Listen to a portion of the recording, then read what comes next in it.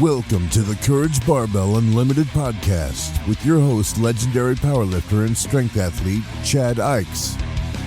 For most, the journey of strength starts in the gym, but should inevitably expand through all aspects of life. Join us as we discuss all things strength.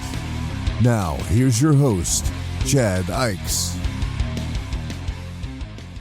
Hey guys and gals, I'm back again.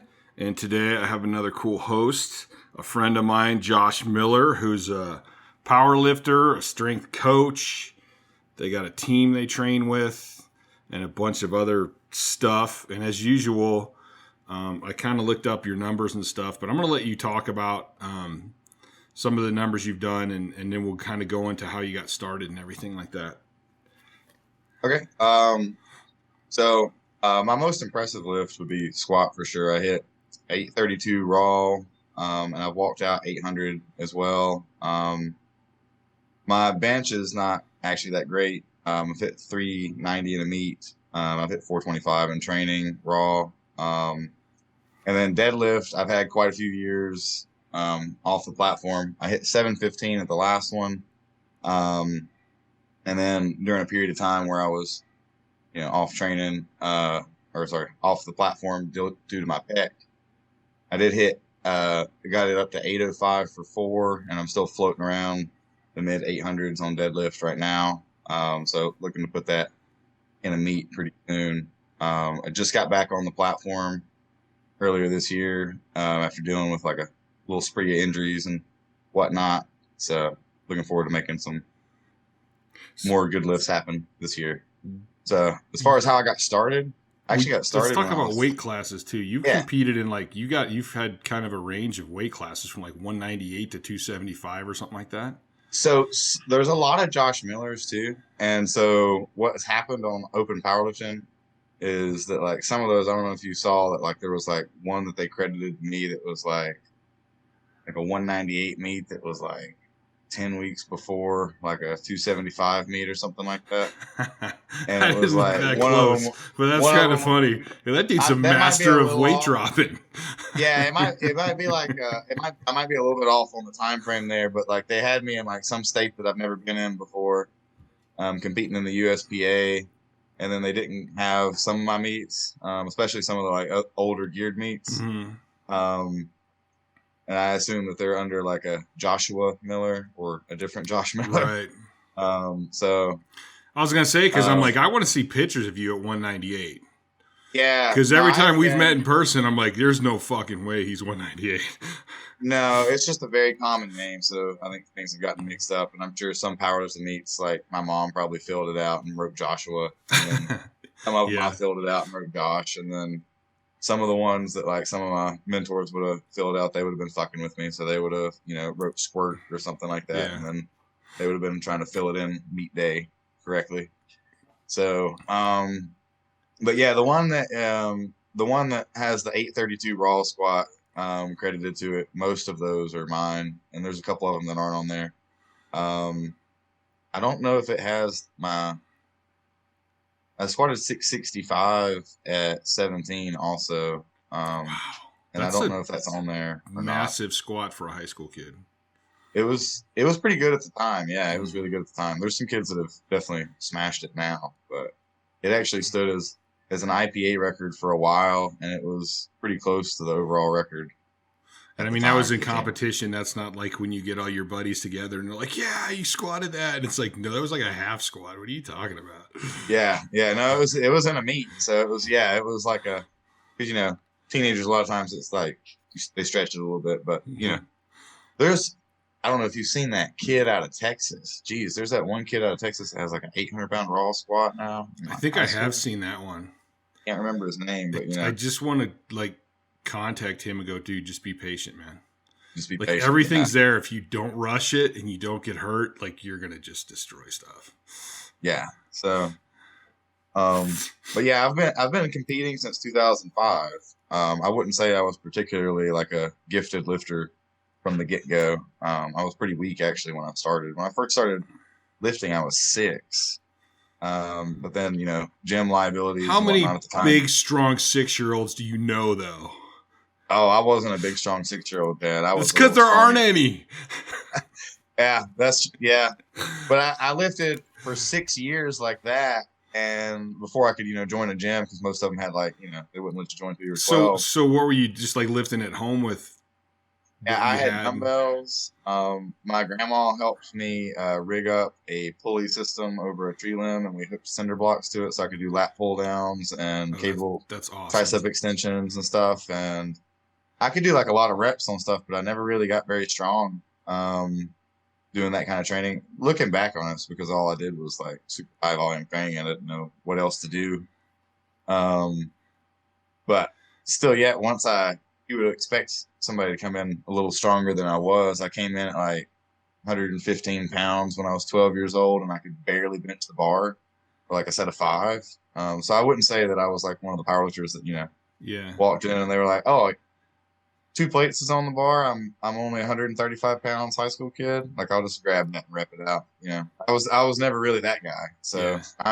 I'm pretty proud of kind of being a nerd and climbing my way to the numbers I've gotten that way. So I was kind of the same way. Like everybody thinks I'm this genetic freak, and I'm like, dude, I started at the bottom, man. Like I started my freshman year of high school, and I was never the strongest guy in my school. Like there was always guys that were way stronger, way leaner.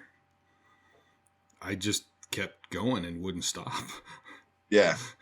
Now I will say I was the strongest guy in my high school by the time I graduated. Were you? But like not that was because of getting involved with the powerlifters that I ran into once I actually joined a gym though. So I was still super weak, So and how old were you when you were able to join a gym the first time? I was 12. And what was your first, like when you first went into what kind of gym was it? Was it like a commercial gym, a smaller local gym? There was only one gym in town at the time other than a Curves, which was for women only. And so it was this like wellness center. What? A women's only gym? Men and women Yeah. are the same. I don't know how they could do that. Sorry, I'm gonna go down one of my rat holes. Well, yeah. So I was over at the wellness center one where it was like kind of the bougie place because that was like the only one in town. So there was like a hot tub and a steam room and a sauna, and there was like a little walking track upstairs, and there was a couple free weights. There was like one squat rack. So it was essentially like a private YMCA type thing.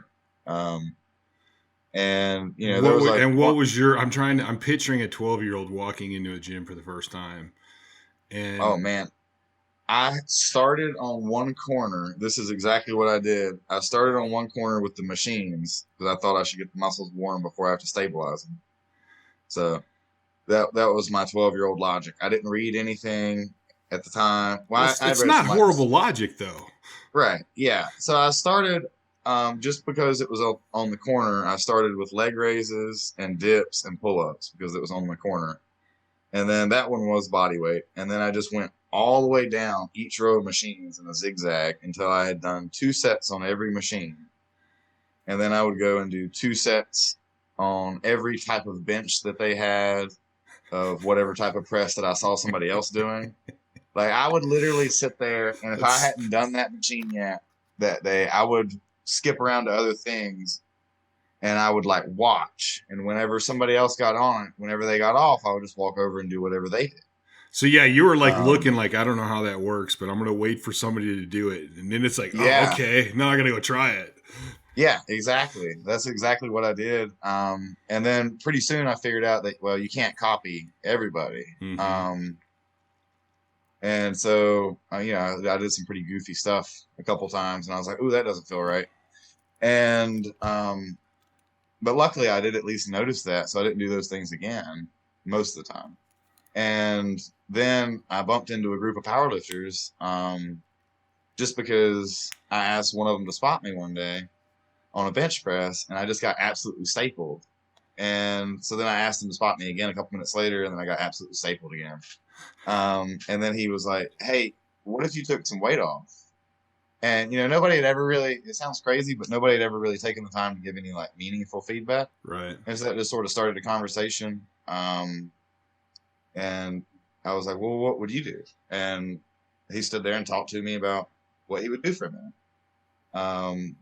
So I tried to do that and tried to copy him, but I just sort of took that as like, okay, we could be friends. So I started following those guys around, and after a while, they started letting me follow them around and letting me go to competitions with them and stuff like that. So I joined a gym at 12. By the time I was like 13, like I had started training with the powerlifters. And then by the time I was 14, I went to my first meet. So, wow. So before that, like, what made you want to start lifting weights? I don't really have a great answer other than I always was fascinated with strength. And it sounds silly to say that about like a 6-year-old, but I was really fascinated with like mind, body, and spirit type strength. And I, So, I mean, had you seen strongman on TV or watched a powerlifting meet, or like, I mean, how does a 6-year-old kid even go, hey, I'm going to lift these dumbbells? Well, it really started because I just kind of went off on this idea that I had heard I'd heard it at church, and then I heard it in like a movie, and then I heard like an athlete on TV say it, and I don't even remember what athlete it was, but they just mentioned like the mind, body, spirit thing. Mm-hmm. And I thought, well, these things are all the same. So like if I want to be, and I was actually more concerned with like being really smart, and I was like pretty nerdy in school. So, but I realized then I was like, oh, these things all go together. And so that's really I really kind of wanted them all to work together. That's a pretty high level concept for nerdy, people. man. I mean, I know a lot of lifters that they compartmentalize everything, and it's like, well, the gym's the gym. And I'm like, no, you like everything goes together. So like, that's a big thing for an adult today, let alone a 6-year-old kid to kind of have that realization. Well, yeah, I say I'm nerdy, but then I also had great parents. My mother really, she always talked to me like a small adult. She never talked to me like a child. Mm-hmm. And as a result, like we never really had any disciplinary issues. Like I never really argued that. I mean, when you're a teenager, you always, but yeah. But for the most part, like I was always talked to like a small adult and explained things and treated with respect as long as I was respectful back. And, so whenever I would ask questions about things, she would just like really take the time to explain it. So like the pastor would say something and it would kind of touch on something, and I would ask her about it, and we would sit there and just talk about it, or I would hear something. And so I really credit a lot of that to my parents helping me kind of have those realizations. But yeah, that was sort of the way I thought about it from the get-go. And then I found out that it made me feel good too. Mm-hmm. And so once I started doing it, I hadn't really been active. I tried to play like t-ball and soccer when I was like a really little kid, and I just really didn't enjoy it that much. I played baseball, but like didn't really enjoy it. And then I just worked out by myself one day at home after I, kind of thought maybe I should try that. And it felt really good. And I kind of liked doing that better. So I looked at it like, as long as I'm having physical activity too, I can have it however I want. Which is true. So I just did you start reading bodybuilding magazines, or did you start reading training books, or you just kind of went, hey, I think I need to lift this stuff? I went to this camp after I asked for dumbbells. There was a camp called Camp Fit at a gym, that same gym I mentioned, the wellness center. Mm-hmm. It's called Quest for Life. And every summer they have like a Camp Fit. So kids like as young as like 6 can go out there and do like a variety of activities for a couple weeks. They don't stay there. They're just brought there every day. But they get to do different exercises for like a couple weeks. And so I pretty much just learned those things there and then kept repeating them over and over. Every now and then I would get like a magazine from the store, and but I didn't really have all the equipment to copy all that stuff. So like my grandma and I rigged up, some cinder blocks over like a tree limb and like made a little simple pulley thing. And I would do a couple things with that were like simple enough movements for me to figure out. I think that's cool that she did that. Yeah, I had a lot of support from a lot of people. Like just to go, hey, you're 6 years old, you have interest in this. Well, let's figure out what we can set up. Oh yeah, well yeah, I was really lucky. She was like my playmate as a kid when my parents were at work. Mm-hmm. That was like the best childhood you can imagine growing up with her too. So, you know, I had a lot of things. If I took a legitimate interest in it, it was typically supported, and I have to be very thankful for that. Yeah, that's awesome. And at the same time, you know, if it was something that I didn't really care about, they didn't really force me to do it, as long as it wasn't consequential that I didn't do it. Yeah. So I had kind of a similar upbringing. My dad's like, if you're going to do it and you're going to do it all the way, then I'm behind you. If you're going to half-ass it, I'm not going to support it. Yeah. And that was the thing too. Like, I couldn't quit things. I could quit things at the end of things, you know, like if I signed up for baseball or whatever, I was playing baseball that whole season. Yes. Whether I wanted to or not then. And I wasn't going to miss a single practice. I wasn't going to be late to a single practice. I wasn't going to, you know, if I had a little tummy ache and I wasn't contagious. You're going to practice. Hell, if I was an outfielder and we were playing baseball, go anyway. You can puke in the outfield. Yeah. So, you know, for the most part, I was brought up to, you know, be pretty tough with that stuff too. So it definitely went both ways. They were definitely willing to support me, but if they were going to support me, they expected me to show legitimate interest and put a lot of effort into it. So then you're 12 years old, you're going to the gym. And a quick story, your story about how you went to the gym kind of made me chuckle because I'm like 51 now. So this was probably a year or two ago. I went down to Vegas and I wanted to stop by and talk to Flex Lewis. And so he had just opened Dragon's Lair gym. And I went in there and I don't compete anymore. So like I train just because I love training. And I went into the gym to train and I'm like, holy shit, look at all that equipment. And I'm like, I just started at one end and did like every machine all the way down the road, just laughing my ass off the whole time. But so you're a 12-year-old in a gym, which is enough to freak out most 12-year-olds. And then you actually have these adult guys who are powerlifters, who generally powerlifters are bigger, stronger. They all look a little meaner. And you're like, hey, cool. Like, I want to hang out with these guys.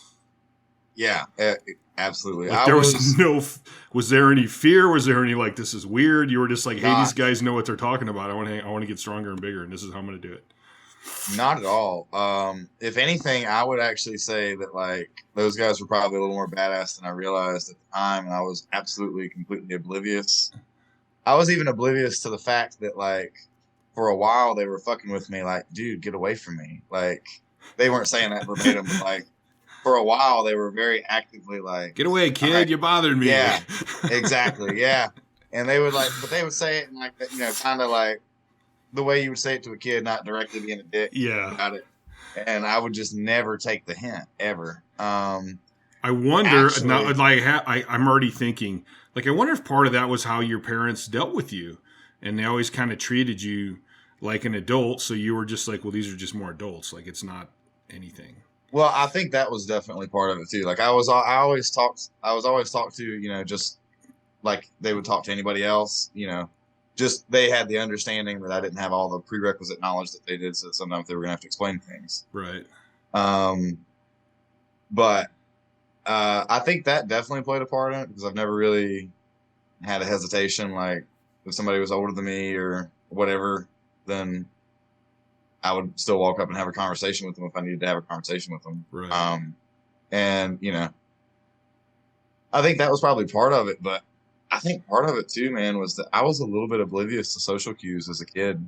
I still am a little bit, but like definitely as a kid, I didn't even understand that these guys were trying to drop hints for me to get away from them. So this is hilarious. They actually changed their training schedule one day or at one point. And they were really pissed off at the front desk lady because I didn't bump into them a couple of workouts. And I was like, our buddy and Charlie still coming in? And she was like, oh yeah, they come on these days now. And so then bam, I was back. And they were like, what the hell? So yeah, so they tried, they couldn't get rid of me. So then they were like, well, we're stuck with him. I guess we'll teach him. So they started bringing me to meets and stuff. And like those guys ended up being some of my closest friends to this day. So one of them is one of the guys that I run. Well, he owns the building, and he owns Ultimate Athletics, but we train clients out of Ultimate Athletics in Granite Falls. So the owner of Ultimate Athletics is one of those guys. Then one of the guys that became a part of the group later was in my wedding, and then the other one officiated my wedding. And so like it ended up, being some good lifelong ties. I moved away and bounced around a little bit and ended up back here and, right back with this crew. So. Well, it's kind of way I've always thought that's the way it should be. I've known so many teams and groups that when the guys stop lifting or if their life changes, they just kind of scatter. Yeah. And I'm like, dude, that's such a bond to have with somebody, at least like for my team. I mean, we don't get to see each other as much now because everybody's got kids and lives. But I mean, we still, one of my partners stopped by with his kids just the other day, and like, we're still family. Like, right. That's a big thing. And there are some of us that have, some of the people have moved away now. Some of the people have been retired for a good while. I wouldn't say that our team is at its largest right now. Mm-hmm. But like still any of the people that have ever, even the people that I wouldn't say show up all the time, they're still considered part of the team, if that makes sense. Like they're still, if they ever showed back up, they'd be welcomed back with, open arms, and everybody still considers everybody family. We actually just had one of our members, he was born with this heart defect, but he passed away recently. And so everybody's, came together, and it's still very much so a family, Mm-hmm. It's still very much so a family. We all still love each other very much. And so, yeah, it's a different kind of bond when you train with people for years and and compete, especially together. and when you take what you do as seriously as, I know you and I do, and the people that we choose to train with do. And, it it's means not a lot. like I always differentiate between working out and training. And right. It's not like you're hanging out at the gym with these guys doing your fitness workout. Like everybody has goals and they're working hard towards something, and they're training together, not working out together. Yeah. It's the difference between, you can talk about, people in any, kind of interest that have it at different levels. There's the guy that goes skeet shooting on the weekends, and then there's the guy that's like the, professional shooter that spends all of his time practicing. There's the guy that's the, drives the race car, hoping to win a couple $100 at the local speedway. And then there's the guy that's, that maybe he's still at the local speedway, but he's trying to get to NASCAR, or maybe he's in NASCAR now. There's just a different, when you pursue something like that and it means that much to you, it means a lot when you share it with somebody else. Yeah, definitely. So did you end up going to college? Did you ever end up doing any other sports, or it's like you kind of found lifting and that was kind of it for you? Well, when I started lifting again and started getting better at it, in middle school, I gained back some of my general athleticism. Mm-hmm. And so I did pursue some sports for a couple years through middle school. So I was actually baseball, basketball, and football through middle school. And then when I hit my first powerlifting meet at the end of 8th grade when I was 14, I was like, all right, this is a lot more fun than those sports. Because I'd been working out with powerlifters anyway, sort of hanging out with them. But I was just getting, more athletic. And I was, noticing that in PE class, like now I'm not picked last anymore. And I was like, all right, well, let's go give these sports a shot. Then I was like, all right, well, I'm not terrible at these sports anymore, but I still don't enjoy them. So I'm not really going to put the effort into trying to be great at one of these sports. I really like powerlifting, so I'm going to try to do that. Right. And my first, I'd been training for 2 years with powerlifters. Well, a year with powerlifters and 2 years in an actual gym at that point. And I still walked in and I squatted 185 pounds, got stapled with 205. Benched 115 pounds, got stapled with 125, and deadlifted 205, and it literally took about 8 seconds to stand up. What did you weigh? What did you weigh in at that meeting? 132. God damn, you were a little kid. I was a little kid. Yeah. I was a little kid. And then I hit a growth spurt, and I was like 5'10" and like 160 pounds. And And so then I was so lanky that it was rough for a couple years too. And Well, then how big are you right now? How tall are you? I'm 6'2" right now, Okay. and about between 280 and 295 pounds, depending on where I'm at and cutting or trying to put on weight. So I actually kind of love I love hearing stories of kids that were little and then they end up being big.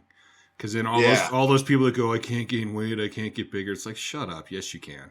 Well, yeah, exactly. When I was I was most of the height that I am now when I was 160, right? I was 5'10", so I just had a couple more inches to go, and that kind of creeped along after I hit that growth spurt.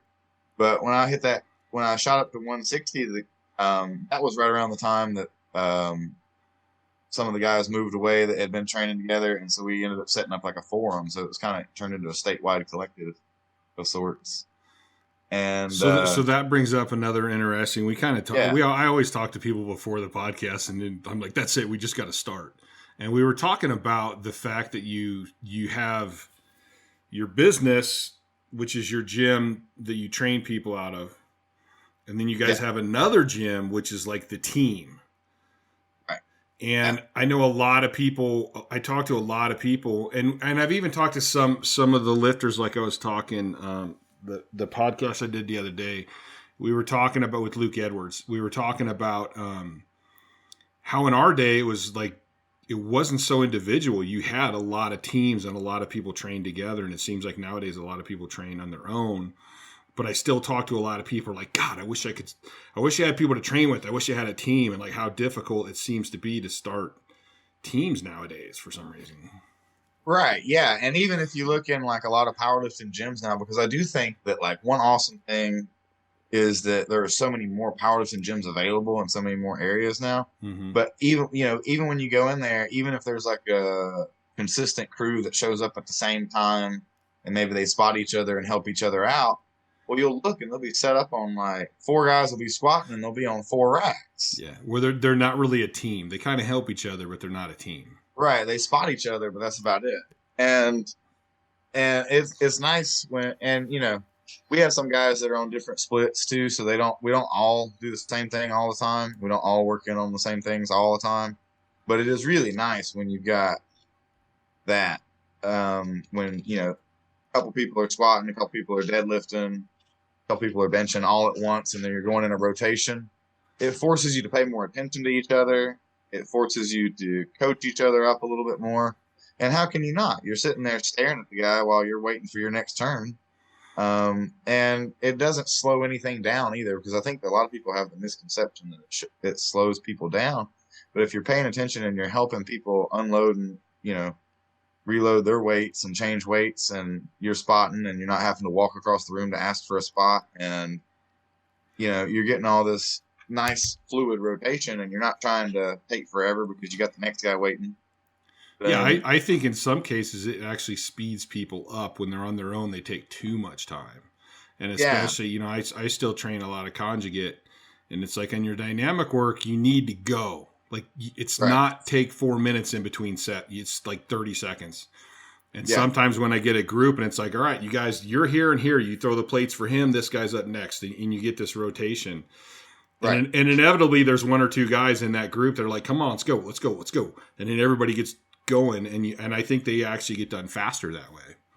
Right. And that's actually how we try to get our clients, if we have multiple clients training at the same time at Ultimate Athletics, where we train our clients at. Mm-hmm. That's how we like to have them trained too. And so it's set up like a private studio as well. So it's not set up as like a big commercial gym where you can just buy memberships and come in all the time. Right. Every session's with a trainer. And so you're coming in, and whether it's a one-on-one or whether it's a group of whether it's like a family of 5 that comes in, or a group of 5 or whatever, then you come in and everything's supervised. And so if you got that group, then maybe for your strength move you've got them all on the same rack and they're just rotating, because if you got between 3 and 5 people, you can kind of adjust how fast you're going on those rotations, right? And you can hit about the right rest time for really heavy stuff, and then set up 2 stations for anything that you need to go a little faster on after that. And I mean, you're good to go. And I think one of the things you said about coaching and watching other people, and that was one of the things I always did with my team. And I train individuals and I train some groups right now. And I expect everyone to be paying attention, and I expect everyone to coach a little bit, because I think one of the best things you can do for your own technique is to actually coach other people. Absolutely. Absolutely. And it's kind of like, and even if you're not like at the level where you can, you know, help throw in cues and stuff like that, just paying attention makes a huge difference. It doesn't matter what it is. And if you're not paying attention, you're not engaged, and maybe it's not the cue that you need, or maybe they don't need the, you know, same thing. But if you're watching and you're hearing the coach cue them on things, you're going to learn something about that lift, and you're going to learn how to think about it a little bit differently. Yeah. And over time, you're going to master that lift a little bit better, and you're going to have like an actual understanding of it and you're going to learn to be aware. I mean, I know when I coach people, there's times where I'm like, man, I'm telling 2 or 3 people the same cue. I go, maybe I'm slacking on that cue too. I need to watch myself. Right. You know, and that way you're always aware of different things that are going on. And I think, like, I'll ask one client, like, all right, what was wrong with that squat? And I'm like, you better have an answer for me. I would rather have a wrong answer than no answer. Like, I want to know something's clicking in your thinking. And even if it's wrong, I'm like, that's not a bad choice, but this is what's actually going on. So then that they understand, and then they can start thinking about their own squat or their own deadlift or whatever. Right. So then how your team's been around for a while then.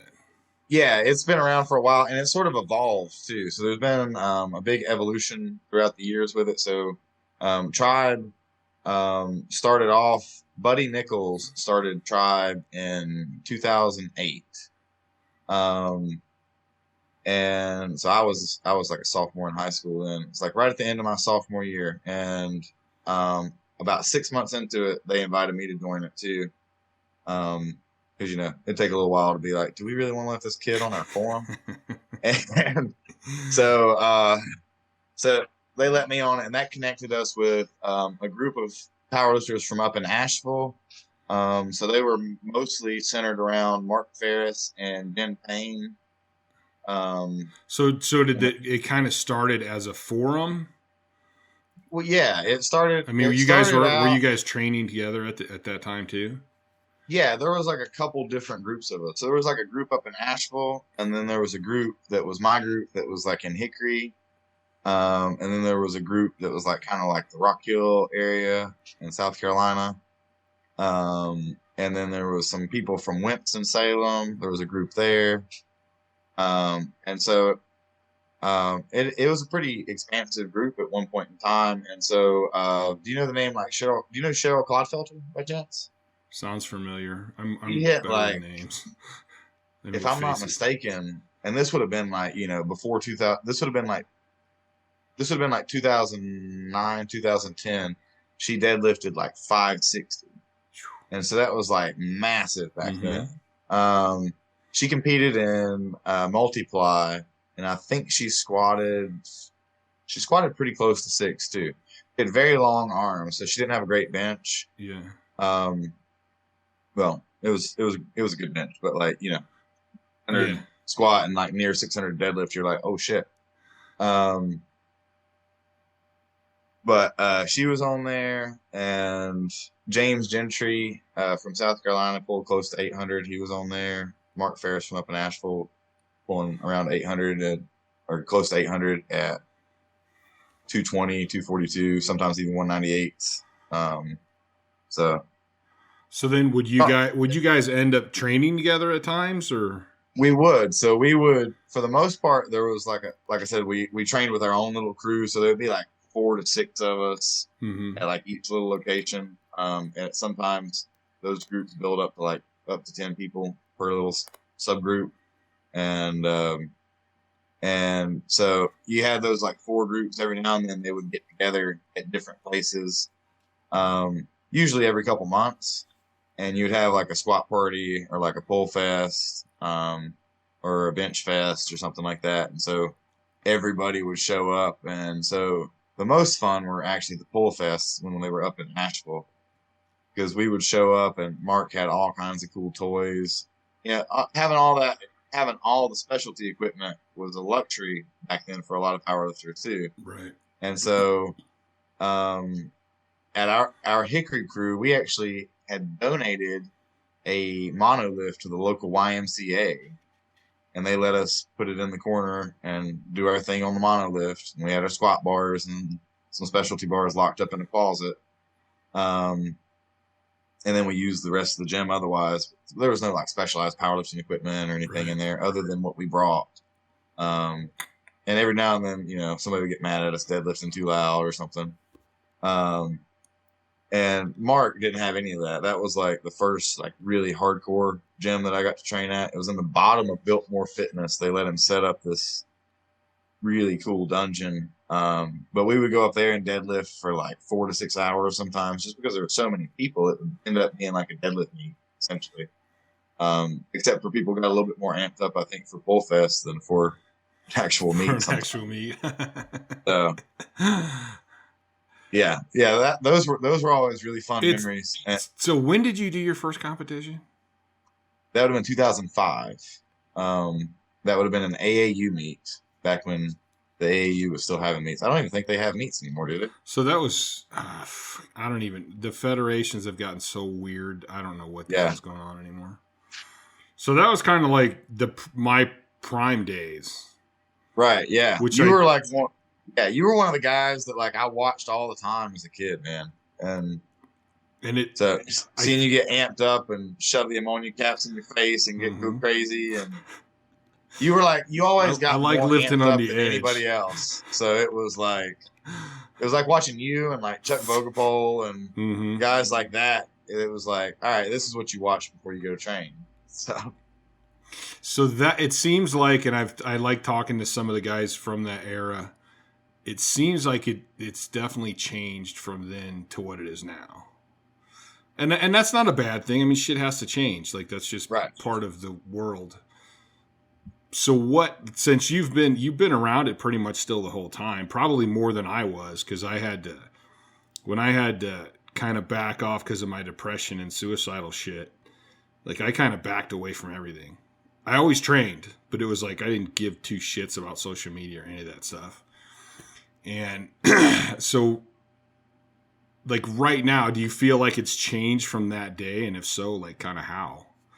Oh, for sure. I think everything about it changed. I think we've had a huge influx of people from lots of different demographics. Like I think that the sport has just so many more people in it now. It's just so much more diverse.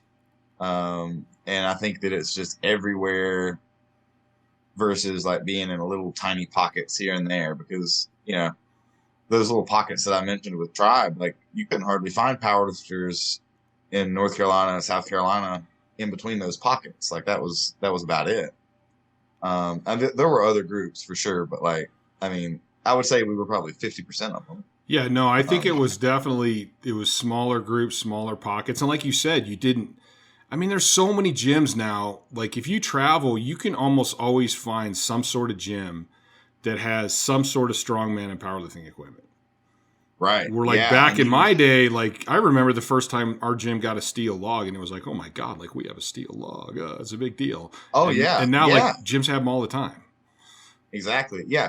Oh, I remember when the wellness center got a safety squat bar and it was like, oh, this place is groundbreaking. Nobody else has this. Yeah. I actually kissed our first monolift at the gym. Yeah, I don't doubt it. I remember because I had to travel 4 hours to go to Diablo Barbell over in Concord to train at a monolift just to get used to it. So yeah, I was. I remember in college, it was still pretty rare to find that stuff then, and so I actually rigged up a monolift with chains. Like I saw Joey Smith do it in a video, and so I copied his Nebo barbell monolift. And I don't know if he did it like this or not, but the way that I did it was when I ran the hooks down and put the toe hooks, just bolted them on. I think that's what they're called. Big metal hooks, bolted them onto the chain. And then I would loop the other end of the chain and just take a carabiner and clip a 10-pound plate in it and lay it over one of the weight trees at the back, and so it would just pull it back automatically. Yeah, as soon as you lifted the bar, it would pull it out of the way. Yeah, pull it out of the way. But you had to either fall into like the actual rack with it, or have a spotter that you trusted. We set up. We took a rack, and I had extra pins made. So you would pick it up off the pins, and then two guys would have to pull the pins out. Yeah. So you could get used to just picking it up, in your squat stance. Because when you walk it out, you never pick it up in your squat stance. You pick it up in a narrower stance. Right. Yeah. I remember seeing people do it like that too. Yeah. And I still think that was part of the fun for me, because I grew up training in my basement. So, like, I would read all the articles and stuff, and I didn't have all that equipment. Like, all I ever wanted for birthdays, Christmas, all I ever asked for was lifting stuff. But there's a lot of shit I didn't have, and I always had fun going, okay, how can I do this? How can I replicate this when I don't have the shit? So that's something that I actually think has changed a lot in the sport. There's no, we always used to call it meathead engineering. There's no like meathead engineering anymore. If you want to do something, people buy like the perfect equipment to do it with, which is awesome.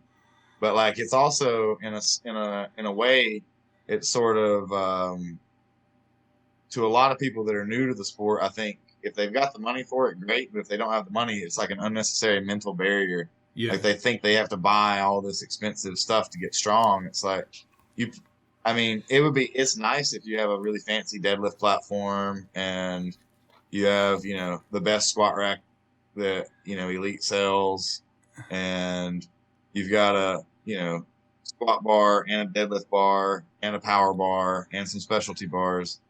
But, if you can't buy all that shit and you don't have a place nearby that you can train, just buy a rack and a barbell. Yeah. And get creative. You can do a lot of shit with some simple stuff and that's like I said, that's part of the fun to me. Even now, I train people basically, my whole garage is a gym. And I train people out of my garage. And I don't have everything, but I make shit. Right. Like I'll make a bench. I got a bench I made from wood and fabric that I did myself and built the crap out of it. And even my clients, they laugh at me because I'm like, dude, I got an idea. How can I? And I'll start making this shit. And they're like, what are you doing? And when I get it done, they're like, oh my God, that works. Yeah. Yeah. Over at Ultimate Athletics, when Charlie started over there, especially, he didn't have hardly anything because he started it 15 years ago. So he started it when I was still in high school. And then I went to college and moved away and came back, and then now we train people out of there together. And but when he started out there, all he had was a rack, and I think like dumbbells to like 50, and then some bands. But if you get creative with bands, you can build most cable things with bands. Yes. And then he had like a really cool rig put in and floors to do jiu-jitsu stuff and all kinds of athletic stuff like that indoors. And I go back to, Don Reinhout just passed away, which was sad because he's a freaking legend. But basically that guy totaled 24 something raw back in the day. That's still a massive total. He didn't have all that shit to train with. And he got stronger than shit. So, right. It's nice if you can get it. It's nice to have it. I have a bunch of different bars. I love having a bunch of my bars. It's like Christmas every time I buy a new one. But you don't have to have it. Like, you don't. It's not a necessity. Exactly. They're all just things to make whatever else you would be doing more convenient, you know? Like, chest-supported row machines. Like, okay, well, people did steel rows forever. Yeah. Before that. Just throw a bench on some boxes. You're good. And a lot of times the harder way to set it up is actually what makes you stronger anyway. The other ways are just the more convenient way to set it up. Yeah. There's definitely some advantages and some things that are new and expensive that are definitely huge training aids. But things that have changed with the sport, I think culturally too. Like it's just, I think there's that culture of. I think that's an interesting one. The culture of it. It used to, I feel like, be almost more of like a sport of outcasts. If that makes sense. You know what I mean? Like, and I used to feel that almost created like a brotherhood yeah, kind because of thing. We're like, oh, dude, you're another power lifter. Like we're underground. We're the outcast of the athletic world.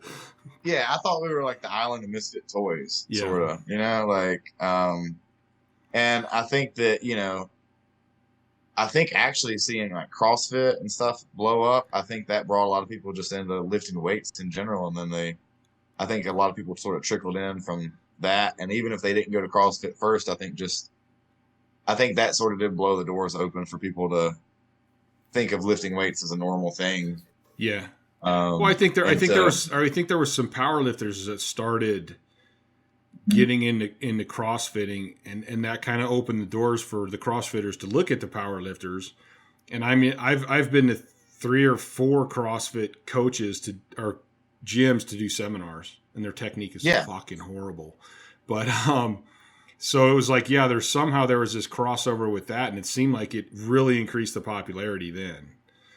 Yeah, and I think just seeing like that many more people come in, and I think that it also, since it blew the doors open and made it less of like a sort of like, underground thing, I think you ended up with more people that were like successful athletes before that wanted to stay competitive in things, and so you just ended up with like there's like a different vibe with it, in that like I think a lot of the people are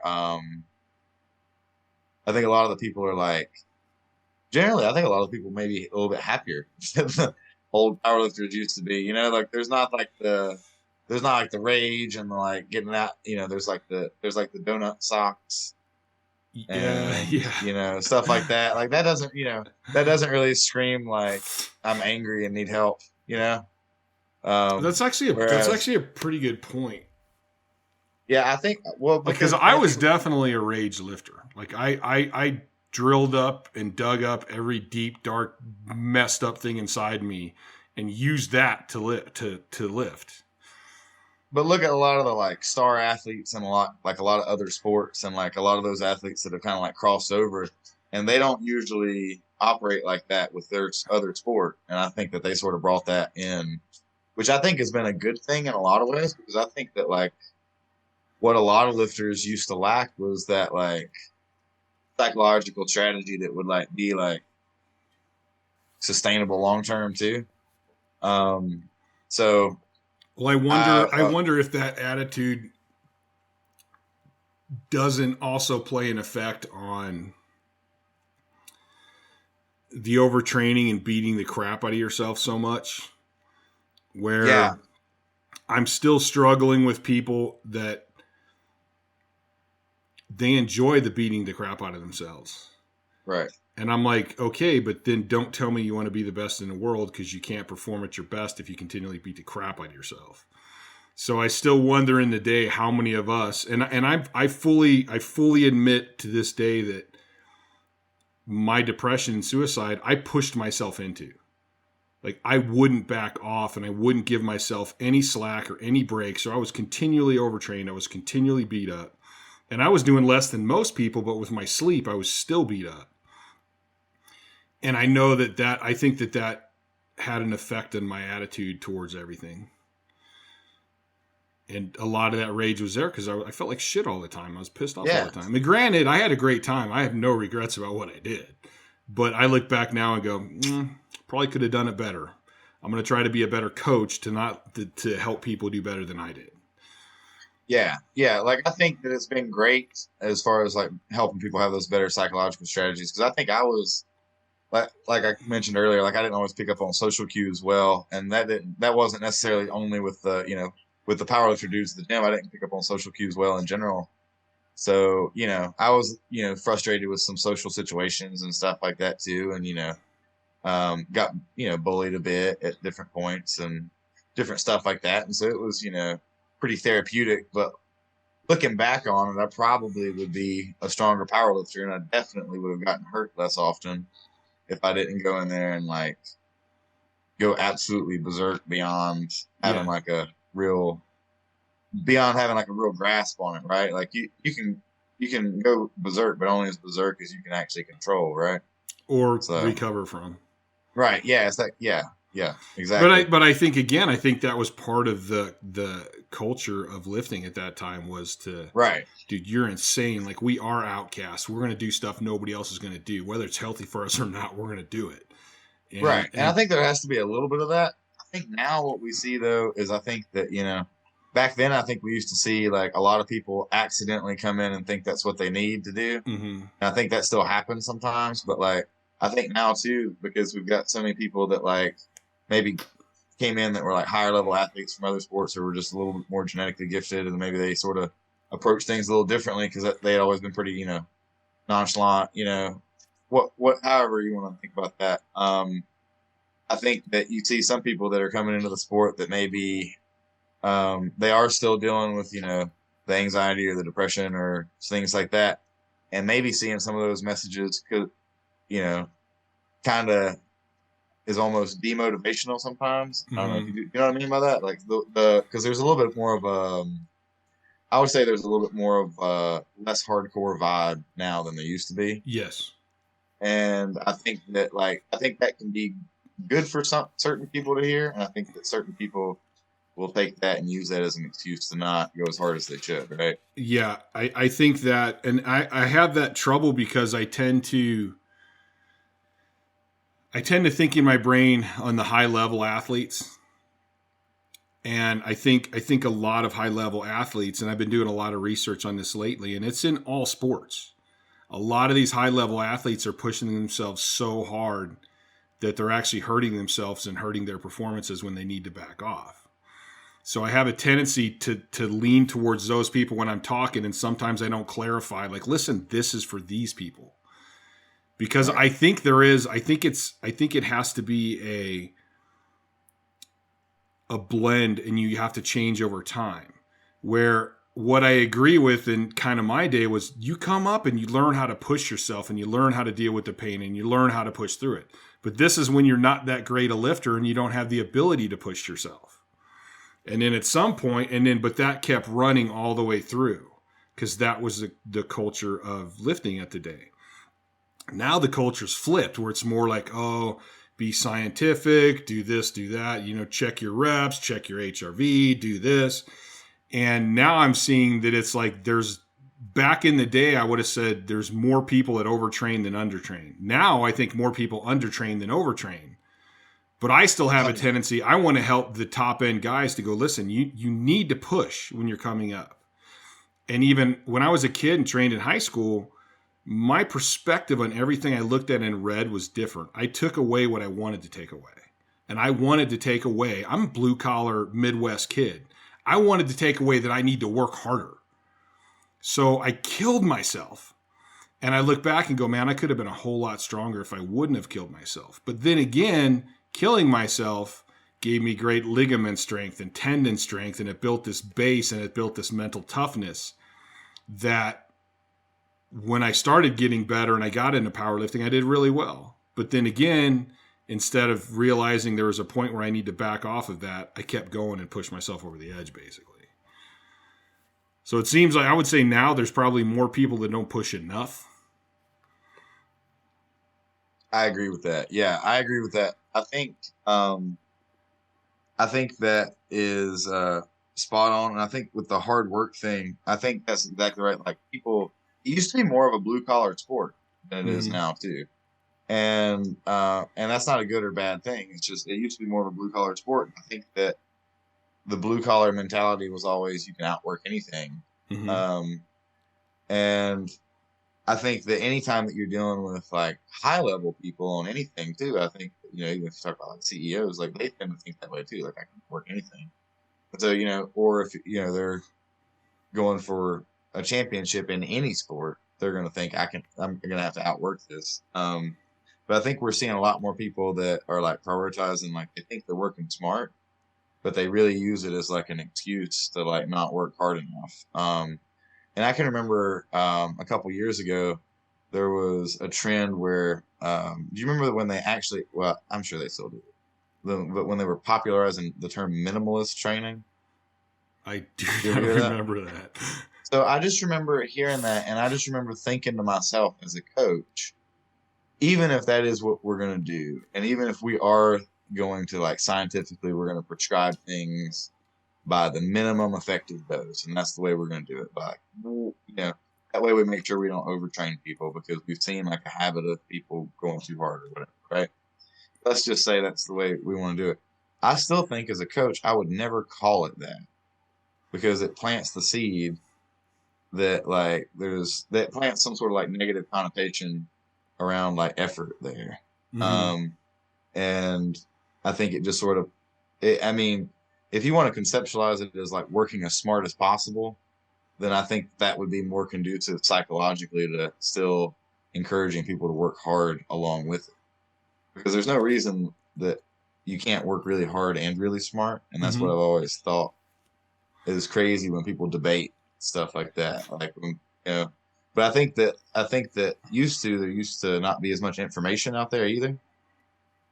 And I think that it used to be a much more hardcore sport. And I think that, you're spot on with like, geez, I remember people talking about nerve damage as like not that serious because now it doesn't hurt anymore. Mm-hmm. And like, well, I mean, obviously that's stupid. If you can't get the nerve to fire, then the muscle's not going to fire very well, right? So like, well, if I just rip my pec off the bone, then I won't even have to worry about it.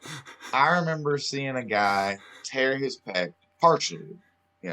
It wasn't like it blew off the bone, but he sat up and he punched himself in the chest several times to make it go numb from overloading the pain receptors, and then moved his grip in about 2 inches and finished his set. Mm-hmm.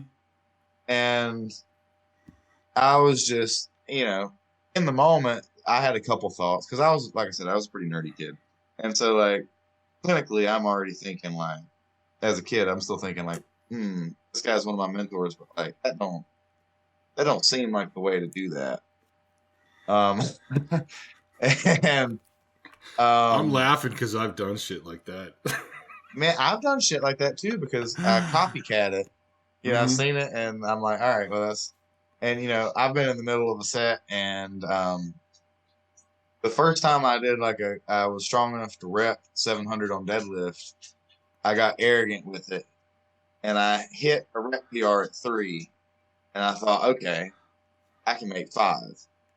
And so I did 4, and then I did 5, and right as I started the 5th one off the floor, I partially tore my lat. Yep. And that one at least I let go of it then. But there was another time when it's always the stupidest thing. It's like, why would you care about a bet for a 1-arm row? Mm-hmm. But I partially tore my brachialis doing a 215 pounds for reps 1-arm row. And the bet was if I could do 15 reps without straps. And I partially tore the brachialis on like rep 11. And I wasn't even worried about the $50 bet. I was worried about admitting I couldn't do it. So I thought to myself, well, I'm going to have to use a little bit of momentum and cheat on these last couple, but like to save it at the bottom. But I think I can still squeeze with my lat and get it all the way up. I think that reminds me of when I was a kid, they were building a house across the street and they had all these huge dirt piles. And we're riding our bikes around there, and I bet my buddy, I'm like, dude, I can ride down that one. And he's like, no way, you cannot. It's like, no, you'll just fall. And I'm like, no, I can do it. I can totally do it. And it was like, I don't know, 15 feet high or something. So I ride my bike and I climb up the back side of it. And I'm standing up there and I look down and I'm like, yeah, there's no way. Like it was dug out. Like I go, there's no way I'm going to go face first. But you know what? I said I'm going to do it, and I'm going to do it. And yeah, I face planted. I mean, I basically dropped straight down with my bike and like face planted. And I was still proud because I'm like, I said I was going to do it and I did it. I didn't make it, so what? But I said I was going to do it. And I look back and go, you're an idiot. You're a tough idiot, but you're an idiot. And so recently, I've been going back down this HIIT training rabbit hole with Arthur Jones and Casey Viator and Menser and Dorian Yates. And I'm really stuck on a couple of things that Menser said. And one of the things was, you really break it down into stimulation of growth, recovery, then letting your body actually grow. And he's like, why would you stimulate any more than you need to?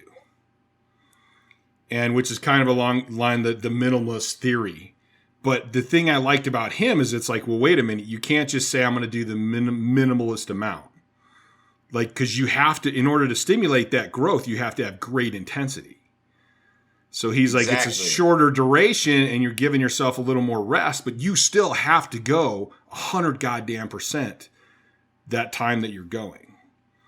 Exactly. Yeah. Because too many people want to, he's making the same argument that I'm sure we argue with people about all the time. Is like not wasting your energy on spreading it out over all this fluff volume. Yes. If your workout takes, it's one thing if you're coming in and if you're a powerlifter and it's a long squat day and you're training with some people, it might take a while. Especially if you're wearing gear. Yeah. But like if you're coming in for your average like upper body workout and it's taking you 2.5 hours, like you're probably moving a little slow, most likely. Yeah, all you really did is you stimulated some growth and you went over that, and now your recovery is going to take that much longer. Right. Yeah. You either sandbagged the pace while you were going through it, or you did way too much shit and didn't try hard enough. And I've always said that too. Like if you can do that much shit, then you didn't try hard enough on the shit that you did do. Yeah. Because if you try really, it like Mensa you shouldn't be able to go in and go crazy 100% for 2 hours. Like that shit. Yeah. If you go in and you think you go crazy 100% for 2 hours, the problem is that you don't know what 100% is. Like if you go 100%, you're not going to go at it that long. Like, I'm sure that it takes you a little longer to warm up nowadays than it used to. So, actually, it does not. Really? I'm 51 and like because I'm actually experimenting with some HIIT training and trying to focus it more towards strength.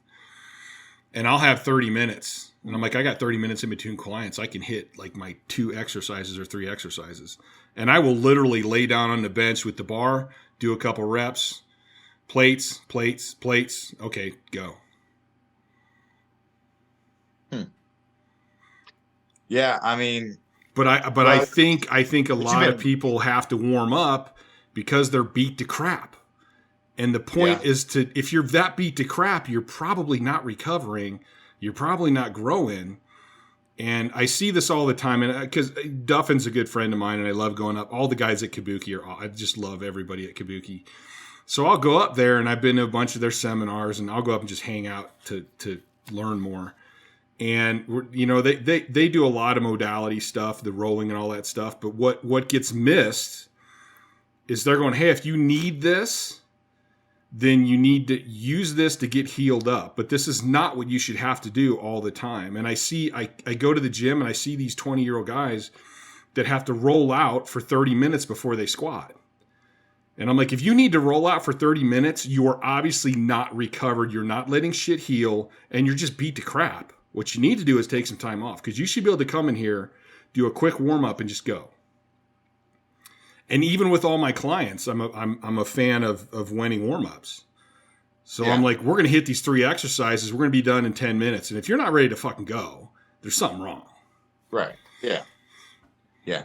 It usually takes most of my clients. Usually it's like a 3 to 8 minute. Yeah. Not very long, and they're kind of packed in. They've got an hour. Most of them are hour sessions, right? Right. The in-person clients. Mm-hmm. And so I kind of try to sequence like the exercises for them too, where one preps for the next 2. So right. Every time. But for my own, I gotta admit, as you were talking about that, I was like, damn, I'm beat to crap. Yeah.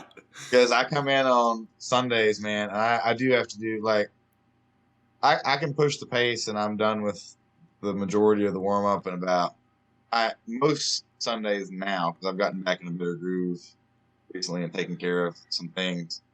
I can get warmed up in about 10 to 15 minutes now. But there was a good period of time, especially leading to that last meet. I hadn't done a meet prep in a little while because I'd been off the platform dealing with various injuries and life things and whatnot. And So I hadn't jumped into a hard meet prep in a while, and I approached it exactly the way I used to. Mm-hmm. And about 3/4 of the way through it, I was like, oh shit, this would be perfect if the meet was next week and I could deload right now, but I'm getting myself into the ground a little bit. And so things are looking back up now, but like then, like I would come in and I would spend like 10 or 15 minutes getting loosened up, another like 10 minutes like on some like stability stuff so that I could feel stable. And then I would do like a little bit of a primer thing so that I could feel, amped back up again enough to get under the bar. And, by the time I went through all that shit, I was in there for, sometimes it would be 30 to 45 minutes to like. Yeah. And I see, I'm going to be the oddball here because I'll say that all those things tell me that something's not right. Yeah. But there's a lot of people out there that are pushing their theories because it helps them make money. Yeah. To me, I think there's definitely if you can't come in and just be stable, something's wrong with your central nervous system. Yeah. Like something's overdone. Yeah. So with a lot of those like corrective exercises and stuff, you can come in and like it's easy to come in and have people watch how they brace, and then you can make them do a couple core exercises. And then like now when they brace on a squat, it doesn't feel bad anymore. And that's fine, Well, I mean, theoretically it works, but in the long run, what are you doing? Right. But if you have to do that every single time, because that's it's almost like this mentality of we got to get you through the training session. We got to get you through the training session instead of going, no, wait a minute. I need to be thinking training sessions 3 weeks from now. Yeah, exactly. Yeah. Yeah. And, like I said, I'm trying to get myself back down. I've already kind of reduced it a little bit, but when you were talking about like the thresholds where you thought it was a problem, I was like, it's like, damn, I was, but it was also kind of funny because I was like, damn, I knew better last time. But this is the whole fascinating part to me, because I really want to help people with depression, and I was just having a discussion on Instagram about this where depression's a funny one too, because I think there's clinical depression and there's day-to-day depression, or like life depression, where it's like it's not really depression, you're just down, something's just got to you. And I think in those instances you need to nut the hell up and sometimes you just got to deal with it. When it's clinical depression, it's something going on with your central nervous system, the chemicals in your brain, and just the systems in your body. And I'm fucking losing my train of thought. I think that a lot of people push too hard. And there's this, we've taken all these corrective exercises. And again, I think this is people trying to sell books and shit. And they take all these corrective exercises and shit, and it becomes what you do day to day. And we're not thinking about, listen, in order for you to perform the best, you need to be healthy. Your brain needs to function right. And so here's the point I was actually thinking about, and I might have said this in one of my other podcasts. If you're pushing yourself to the point where you're affecting your central nervous system that much, and you're affecting how your brain functions, and you're pushing yourself into even a little bit of depression, you are no longer making intelligent choices. Like you're starting to lead your life through emotions and not logic. So we're creating a snowball effect that's going to make you worse and worse and worse. And if you go to the meet and you are depressed, are you making the best decisions? Are you in the best mode to lift the most amount of weight you can lift? No, you're not. So, and then when I'm trying to get people to back off, what I've found is it's not a physical problem. Everybody can back off. It's a mental problem. How do I get people to realize less can be more? And how do I get people anybody who calls me up and they're like, Chad, my bench, I need to get my bench up. It's stagnant. It's this or it's that. And I'm like, well, what have you tried? Well, I bench more. I bench 5 days a week now. Like almost never does somebody go, I think I need to bench less. Like, I think I need more recovery. And I see that all the time, especially with deadlifts. People want to deadlift, 2-3 times a week. And the deadlift is one of the hardest on your body. Right. It's like, what if you did speed pulls every week and like every like depending on how fast you recover from things, what if every like 3 weeks, 6 weeks? I was going to say like 3, 4, 5 weeks. You know? Yeah. Yeah. So there was actually, so my father-in-law was a Canadian track athlete for a very long time, and he had a couple coaches who did some really cool shit. And one of them was looking at research on like the length of adaptation cycles for different lifts. The link to what? Length of like adaptation cycles. Oh, okay. Yeah. And if I remember correctly, right off the top of my head, it was about a 21 day for the average person in the study on deadlifts. And it was about 17 days for squat and about 14 days for bench. So by adaptation, is he meaning the recovery and the growth phase have both happened? The way they were talking about it was like the way you would like structure like a mesocycle for like going through a repeated set of stimuli a couple times during that time frame, and then like needing to like restart the pattern that they used during that. So that's a whole lot longer than the 24 to 48 hours we hear. Well, yeah, well that wouldn't be looking at the recoveries quite so much as like the so like if you were gonna think of things like a training week, the way that they would look at that too, like you wouldn't even want to max out bench heavy like every week, you know?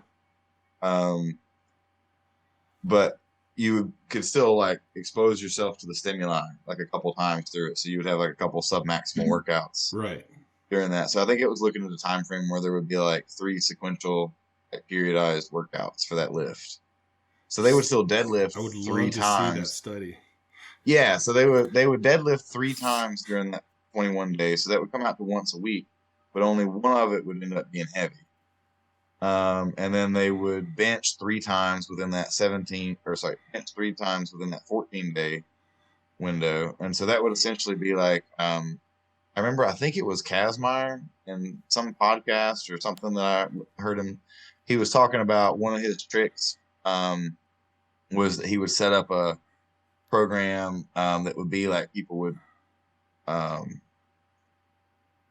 it would basically be like you would do like a 6-week program in 10 weeks. He would just do like the split a little bit faster. Something along those lines. And so if you look at that, it would be like 3 bench days in that 14-day period. So it would almost be that same sort of frequency of like. But they're not all heavy bench sessions. But they're not all heavy bench days either. That would be like one really heavy bench day in that 14-day window.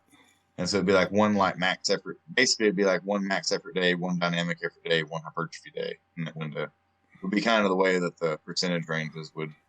You could think of that a lot of different ways, but that would be kind of one way to think of it. Because I know like Menser and I think Arthur Jones, they really pushed 1 session, 3 days off. Right. I think up to once a week. Yeah, I think the way that they did the study was that they had like the same like sort of loading pattern, like workout 1, 2, 3, and then they broke them into different groups with like different like windows, and they found out that it like worked best at like 21 days for the deadlift. And they also did some stuff with nerve conductivity, which was really cool. So like real time, that guy had like some sort of electrode hooked up, and whenever the conductivity between 2 different areas of the body would go down, then he knew that the action potential for the nerve impulses had went down. And so whenever the action potential went down, then he would call the workout there, wherever it was at. As to not overtrain the central nervous system. As to not overtrain them. And so now, yeah. And so that would be like a real direct way to do it. And people do that now kind of with like velocity-based training too. Like you kind of see like. I've been working with that too. Trying to figure that one out. Yeah, just it's just another way to like manage fatigue accumulation. Well, I think that's I think as a lifter everything progresses. So I think when you're young, it's like, dude, let's just pound the crap out of this kid, because he's going to grow no matter what. And let's stress him. Let's get him to understand what 100% is. Let's work. Let's build the tendon and ligament strength. But I think there's capacity. Yeah, work capacity. That's more to me where you're going to start paying attention to volume. Let's increase their volume. But just by gaining strength, you increase volume. A lot of people don't seem to understand that. And then as he progresses, there's going to be a time it's like, all right, you're a pretty good lifter. You can control and push your body. Now we need to switch our attention to, are you recovered? We need to get the most recovery. Yeah. And I think I really like the way Arthur Jones and those guys described the three phases: the stimulation phase, the growth, or the recovery phase, and the growth phase. Because I think a lot of people forget. It's like, okay, well, I'm recovered, I can go train again. Like, no, you didn't actually adapt yet. You're not giving your body the time to adapt. Like, your recovery phase is just filling in the hole you dug with your intense training. Now and it's the same thing with, I know with injuries, because I've had a lot of injuries. I always tell people, I go, dude, the first day you feel good, you just recovered. Like, wait another 3 or 4 days before you go in the gym. Because I've done that. First day I feel good, I'm like, all right, go back to the gym. What do? I re-tear it. Like, it's not healed. It's just kind of got back to where it feels good. It still needs more time. So you know who this, whose style of training this makes me think about? Is the Lillibridges. Back when we were all, when Westside like had a chokehold on the way everybody trained, Yeah. back in the day, like if you were in powerlifting, you pretty much either did some like goofy shit where it was like you did the same lifts over and over again, and you never did got like stronger. An old linear periodization, or you went to like conjugate. Exactly. Yeah. And oh shit, I lost my train of thought. Lillibridges. Thank you. But back then, like I used to talk to Eric a good bit on Facebook because he was just a couple years older than me. And so when we were in high school, I would just message him, and it was right around the time I hit like a 665 squat. So I actually thought at the time, I was like, I might catch him pretty quick. And hey, we can see how that turned out. But those are big boots to catch right there. Those are big boots to catch, and and I think he's got some pretty good genetics. There's 3 guys in his family, including him, that they've got some good genetics. They've got a wonderful base of knowledge there because he came up with his dad being one of the smartest coaches. They trained with Ernie the whole time. How would you Ernie France, and you got Ernie the Lillibridge Senior, and with that body of knowledge from such a young age and that genetic potential and just knowing everything that it took and having guidance on everything, no wonder he, and not taking anything away from him, he is an incredible lifter, an incredible guy. No, I mean, it's just genetics or not, like you still have to put the work. Genetics or not, that's insane work ethic. I don't think anybody that hasn't hit like something like a pretty respectable number has any clue what it takes in terms of like training to hit those big numbers for most people, and I didn't hit anything close to what he got. So, I would have to, be honest that he probably worked a little harder than I did, or he wouldn't have hit 200 pounds more than me. He's I think monster. That's going down another path, but yeah, if you look at the way they trained like animals, right? They trained hard as fuck. But they would train and they would have a lot of time before they hit that same lift that hard again. So they would hit like, if I'm not mistaken, they would basically hit like a light squat week and a heavy deadlift week. And then the next week would be the opposite. They would hit a heavy squat week and a light deadlift week. And I don't remember what the bench was like, but like roughly that's kind of how they sort of spread it out. And so they weren't doing, a max effort day on everything all the time. And they weren't, they hit assistance work, but they didn't really hit a ton of volume on it. Right. They would hit it really hard for a couple sets. And, that worked for a really long time. And I don't really know a whole lot about, because it's kind of like Westside, right? Like it's what you read versus like what's actually happening. Yeah. Right. But I talked to Eric a little bit, and so that's kind of the gist I got from that, and that's sort of similar to what was written about and whatnot too. And well, I think and I think it's that progression again. When you're a beginner, your technique sucks. Your central nervous system's not trained. Like you think you're pushing. I used to squat in my basement I was done when I couldn't physically walk up the stairs. Right. And I thought I was such a badass, and I thought I was so tough. And it's like I had no idea how to actually push myself until I got into my 30s and I was powerlifting. Yeah. That's when I went. Psychological skill. Yeah, I went, holy shit. Like I can push myself like so beyond anything right now compared to what I thought I could do when I was younger. Yeah. And so that's a skill. And again, it's like I think it comes to the point where it's like you need to flip that switch from, listen, training's easy. I know how to train. I know how to push myself. What I got to focus on now is how can I get the most recovery I can, which is are you overtrained or under recovered? Like a lot of people are under recovered. They're just not doing the recovery they should. And then like how much time does it take me to fully recover before I go back and train again? Like the training becomes an easy part at some point, I think. Yeah. And for anybody that's really trying to push their genetic potential, you have to really do everything you can to fuel that recovery. Mm-hmm. Because you want to be able to, you have to be able to do a lot of work to get really good. But if you don't do all the things to support the recovery, then you can't do a lot of work. Well, I almost think I've always wondered, okay, well, what makes somebody genetically talented? And I look at people like you could take say a nerdy kid who throws a baseball and you're like, that just looks fucking awkward. And then some other kid picks it up and just wings it. And it's like, you don't have to teach it. He just knows how to throw. Like he just knows. And then in lifting, I go, man, some people just recover like crazy. Like it's insane to me. So is the genetic potential really this great skill? Or is it like, listen, they just genetically have better proprioception and they genetically recover faster?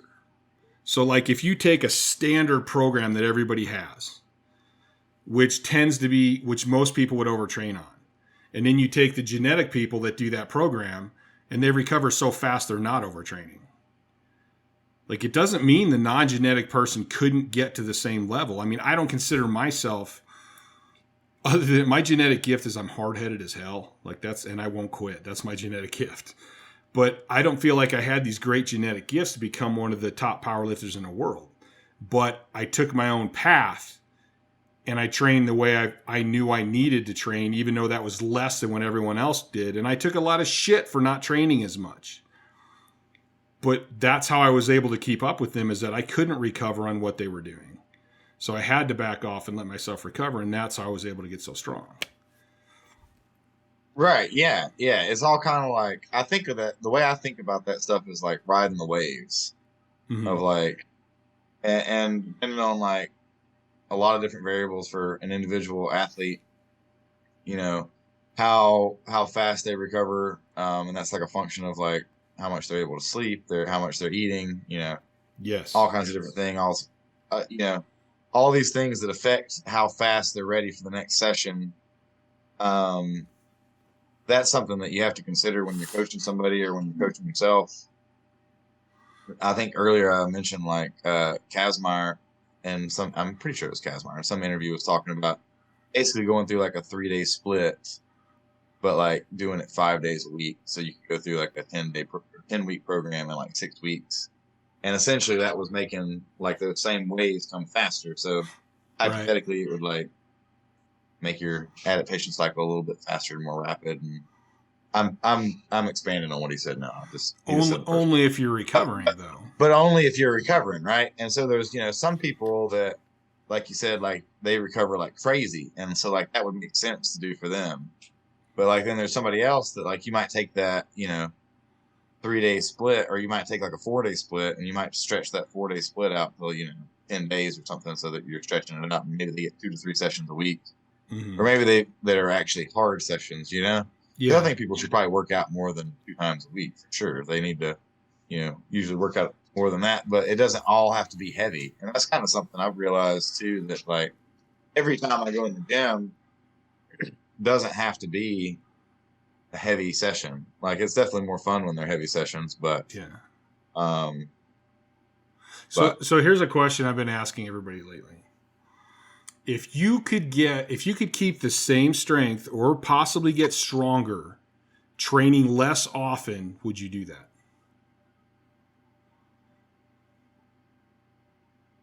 I gotta ask about a nuance with that. Would I? I wouldn't expect any less from you. Would when you say would you when you say the same strength or possibly get stronger, does that come with the assumption that I would not get stronger if I continue training the way I do? No, if you stayed the same strength. Yeah, no, but if I keep training the way I train now, would you say? Are you saying You'll make the gains that you would make if you trained less, but you could possibly make even better gains if you trained less. If I could make better gains, if I could make so there's that. Let's separate that into two questions. If I could train less but end up the same strength or maybe just a little stronger, and let's say it doesn't make any difference in my gains, then absolutely not. I would keep training the same amount. If you told me scientifically that if I trained less, that I would probably get stronger than if I continued training the way I'm training, then I would have to train a little bit less and try to get as strong as I could get. Have you ever tried training less? I have. I have dropped 3 days a week before, and kind of changed up the split a little bit.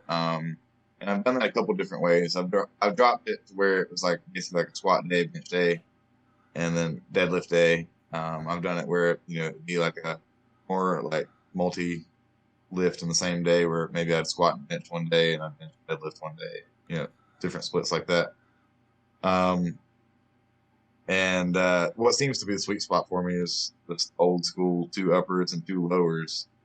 Although I do not push both days as crazy as I used to. So see, I find that interesting because like I've had really good luck doing basically a 2-week conjugate where you basically do a speed week and a max week. And I've even mixed that up with a speed week, a max week, and an AMRAP week. And then so you have 2 main training sessions a week. And then we do 2 recovery sessions a week. So you're doing 4 a week, but it's only 2 serious ones. And everyone I've ever put that on has gotten stronger.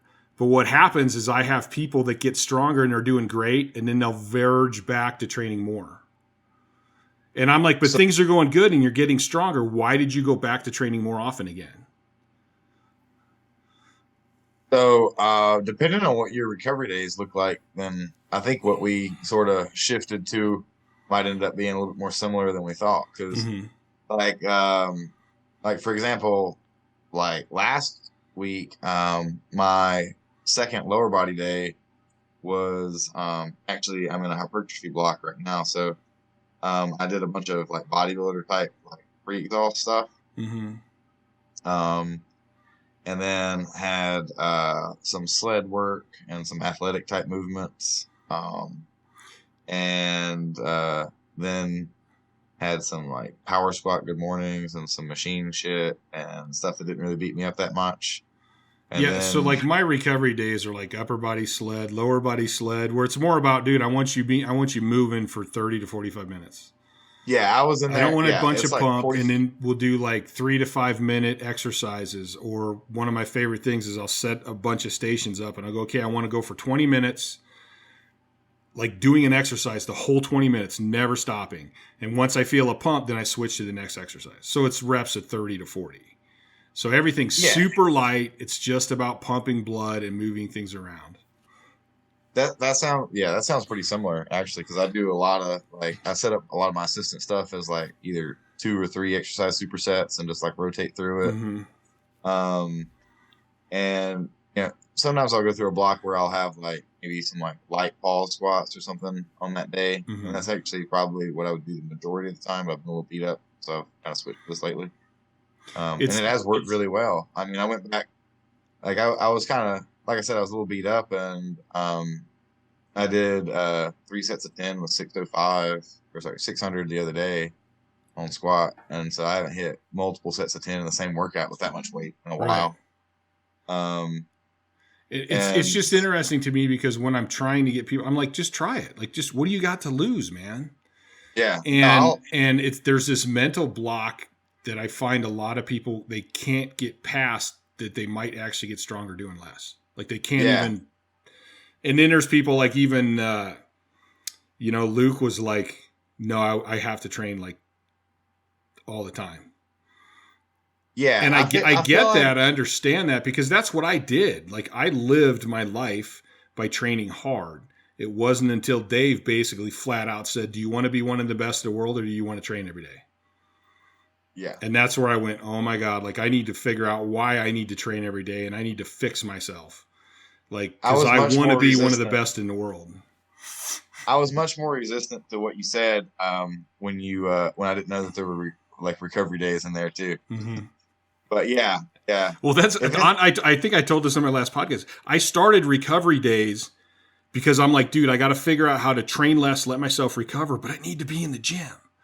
And I happened to talk to Louie. Yeah.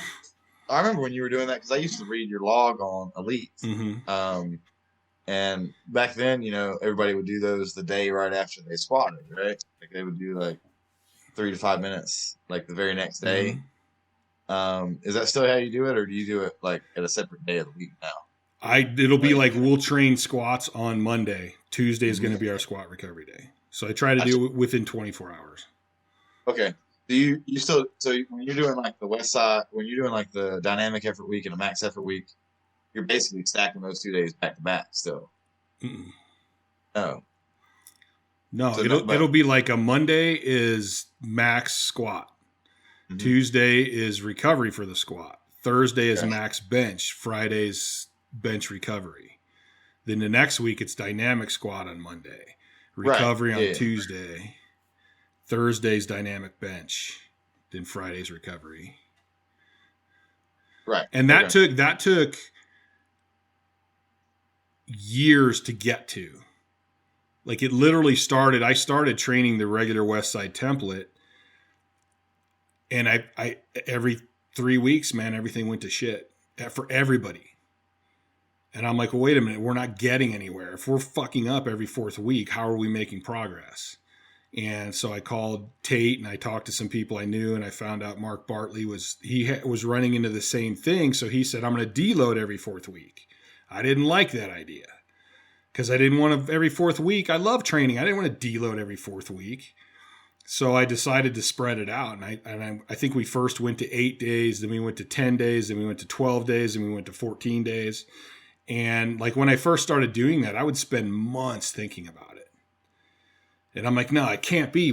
I can't train less and get stronger. How the fuck can this work? And then eventually I'm like, all right, well, what we're doing now isn't working. I know that. So I have to make a change. And then by the time we went from like 12 to 14, I'm like, yep, everyone's overtrained. Pfft, we're going 14. And the great part about that is my one partner, he's like, that's it. Well, then I'll be undertrained and I'm not going to do that. So I guess I'll train on my own. And I went, I guess you'll train on your own. I'm like, this is my team, and I'm usually pretty, democratic about it. I go, but this one I'm putting my foot down. This is what we're doing. Everybody needs it. I know it. That's the end of the story. He ended up not going on his own.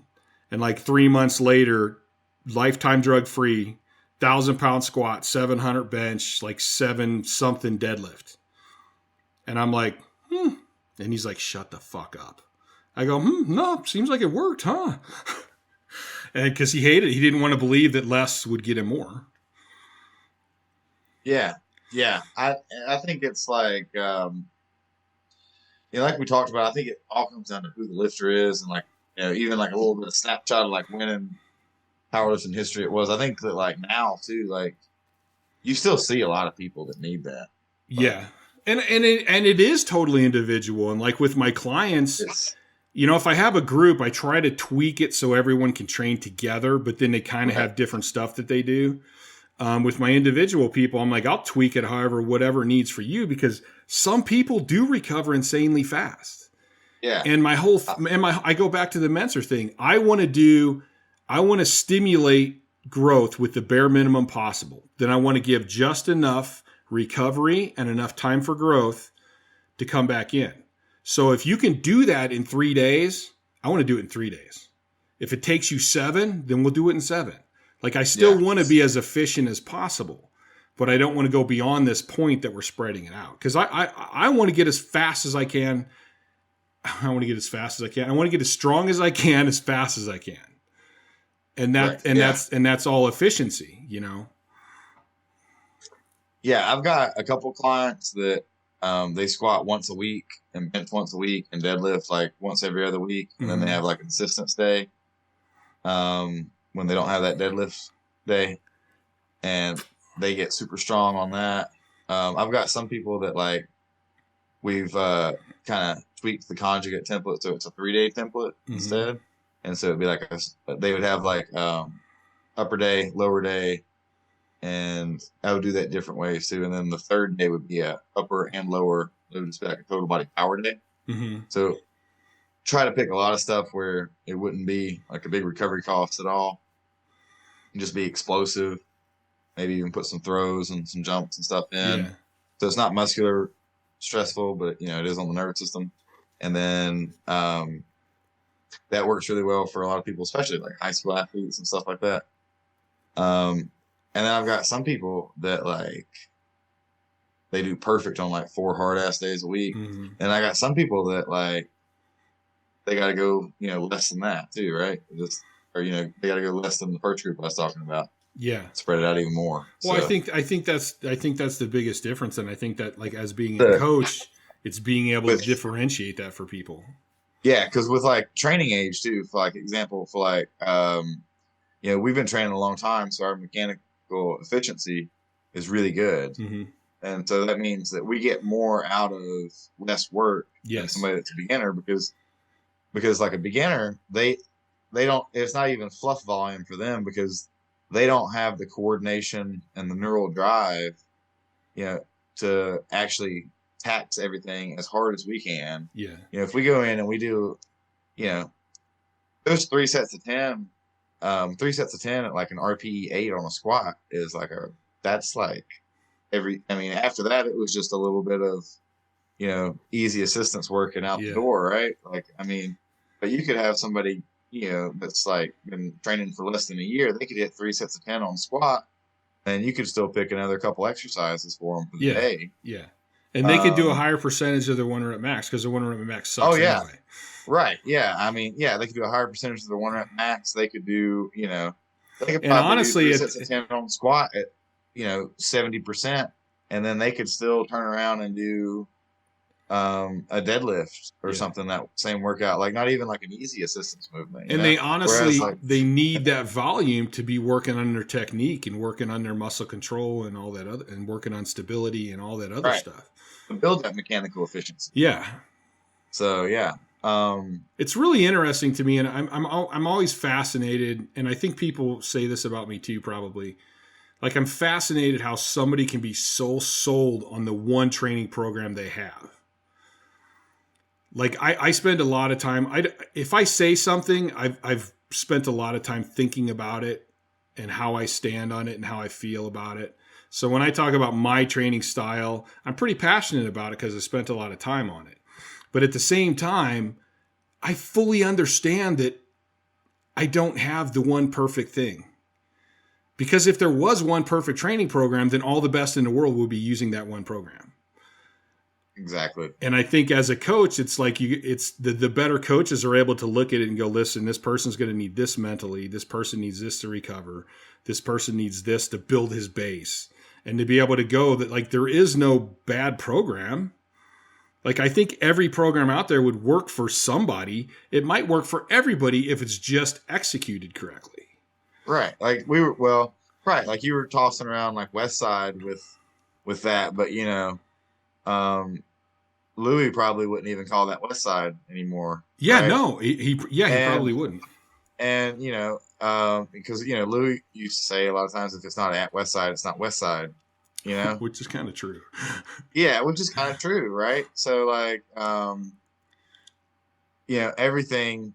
But I think anybody that really applied conjugate or those West Side principles, they understood too that like it wasn't really it wasn't really a program. It was like a template. It was like a Mm-hmm. way to think about it. It was like, I so, always saw it as an outline. right. Yeah. Like even like the speed squats and the speed bench, like I've had people that I've taken that out completely for something else, and maybe they don't need to do power work on bench press specifically. Maybe they do better if they do some, power work like with some med ball throws, Mm-hmm. or maybe they're actually really good at Olympic lifts, and maybe we've got some clean and jerks and some other stuff like that in there, and then they have their, they Well, just do some reps. yeah, like rep work on I've had bench. guys that are just super explosive. So I'm like, Yeah. me training their force is kind of a waste of time. Like I could be using that time to train his ability to stay under his time under tension or something. Right. So it's like, what is the individual going to get from each one of these phases? right. Yeah. And on the opposite end of that, like I've, not even necessarily with somebody that was like advanced enough lifting, to really put like a lot of periodization into the training yet. Not like a lot of high level periodization into the training, but like I've had some marathon runners and whatnot come to me, and just as a fun fact, I've trained somewhere between 15 and 20 marathon runners, and I've got an average of dropping 30 minutes on their marathon time in a year. And most of that's just them getting stronger, but they come in. That's pretty crazy though. That's pretty good. I'm pretty proud of that Yeah. as a powerlifting coach, primarily doing that with endurance people. But you take somebody like that, and if they're coming in to get really strong and they want to get strong too, or maybe they want to do like a Spartan race or something like that requires some upper body strength too, and instead of just doing a marathon next time, then one of the fastest ways I've found to get them strong is to use a lot of accommodating resistance, even though you wouldn't really think about using that for a beginner a lot of times, like, because it's not even the physiological effect of it. It's really just, I look at it more as a coaching cue. It's a coaching cue that they have to learn to move fast. Mm-hmm. Otherwise they get caught with the band tension when they, so it's one of those things, because a lot of times, we were talking about effort, and like a lot of times people will work out forever. A lot of times it comes down to whether people psychologically pace themselves or whether people psychologically explode on things. Mm-hmm. There's some people you're going to have to push, and there's some people you're going to have to hold back. Yeah. And it's like, I think if you and I went out to do a marathon, I think that we would probably have to keep in mind, all right, pace ourselves, because we would want to take off running, and realistically, I don't think either one of us can run that far.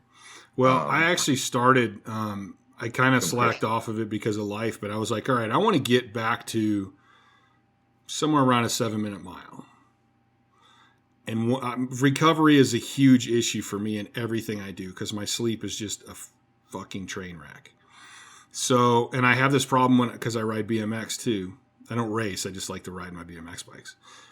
I have this problem with my mentality where I don't think anything is a big deal. Like, I should be able to fly to the fucking moon. I'm Chad Ikes. Like, what's the problem? How should that be a big deal? So, like, when I started running again, like, I would go kill myself. And then I would try to do it every day. Because I'm like, well, it's just running. Like, I should be able to do that. Well, I'm 320 pounds. So if I could run half a mile, if I run a quarter of a mile, how much energy did that take out of my thighs and my hamstrings and my glutes to push my fat muscle ass? To produce. Yeah. And so I found out really quickly, I'm like, dude, I'm overtraining running. Like, I'm beating myself up. Oh yeah. Like, and I haven't even figured that one out yet. I need to actually talk to some runners, like how I can pace that and build that up. And the same thing, like I'll hop on my BMX bike and I'll be like, I'll go for a 20-mile ride. And then the next day I go, why am I so exhausted? Why am I so sore? And I'm like, shit, because you idiot, because you just rode 20 miles on a bike you don't sit down on. Yeah. Yeah. Running especially beats you up, I think, more than people expect and a lot of people think. Yeah, I think it does. It beats you up more than lifting does. I mean, you're not going to produce 9 times your body weight in force production on a squat. Mm-hmm. You're not going to absorb 9 times your body weight on a squat, but you will absolutely absorb 9 times your body weight on a sprint. And I think about 3 times on a regular run, like a jog. And isn't that, how much different is that than a negative? Right. It's not. It's a fucking negative rep. Right. Well, any time that you're below a full sprint, that's a negative. You're performing a negative because you've got braking forces to keep you from falling forward. Mm-hmm. If you're at a full sprint, then it's a super hard concentric contraction over and over. Well, you got the eccentric pulling back up to the sprint. But even then, you have to stop at some point. Yeah. When you stop, and even if if you watch running technique, because I've always been fascinated by running technique, they teach you to decelerate. Well, you're decelerating by lowering your center of gravity and just all that negative force on your body. And say you're a 300-pound guy, because I like hill runs and I like doing sprints and some of the old football drills that I did. And you still have to decelerate from that. So that's actually an eccentric rep with a 300-pound dude running as hard as you can. Yeah. The deceleration and like starting off with being able to decelerate and doing deceleration drills is super important for ramping back up into that stuff safely too.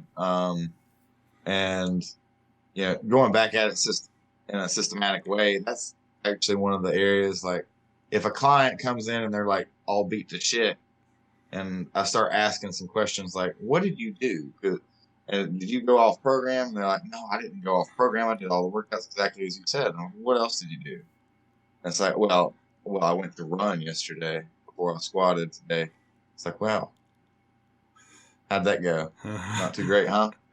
And, actually, but, with some of my clients that are, depends on what their work capacity is at, but some of the higher work capacity clients, I can actually use short sprints the day before their run or before their squats as a primer.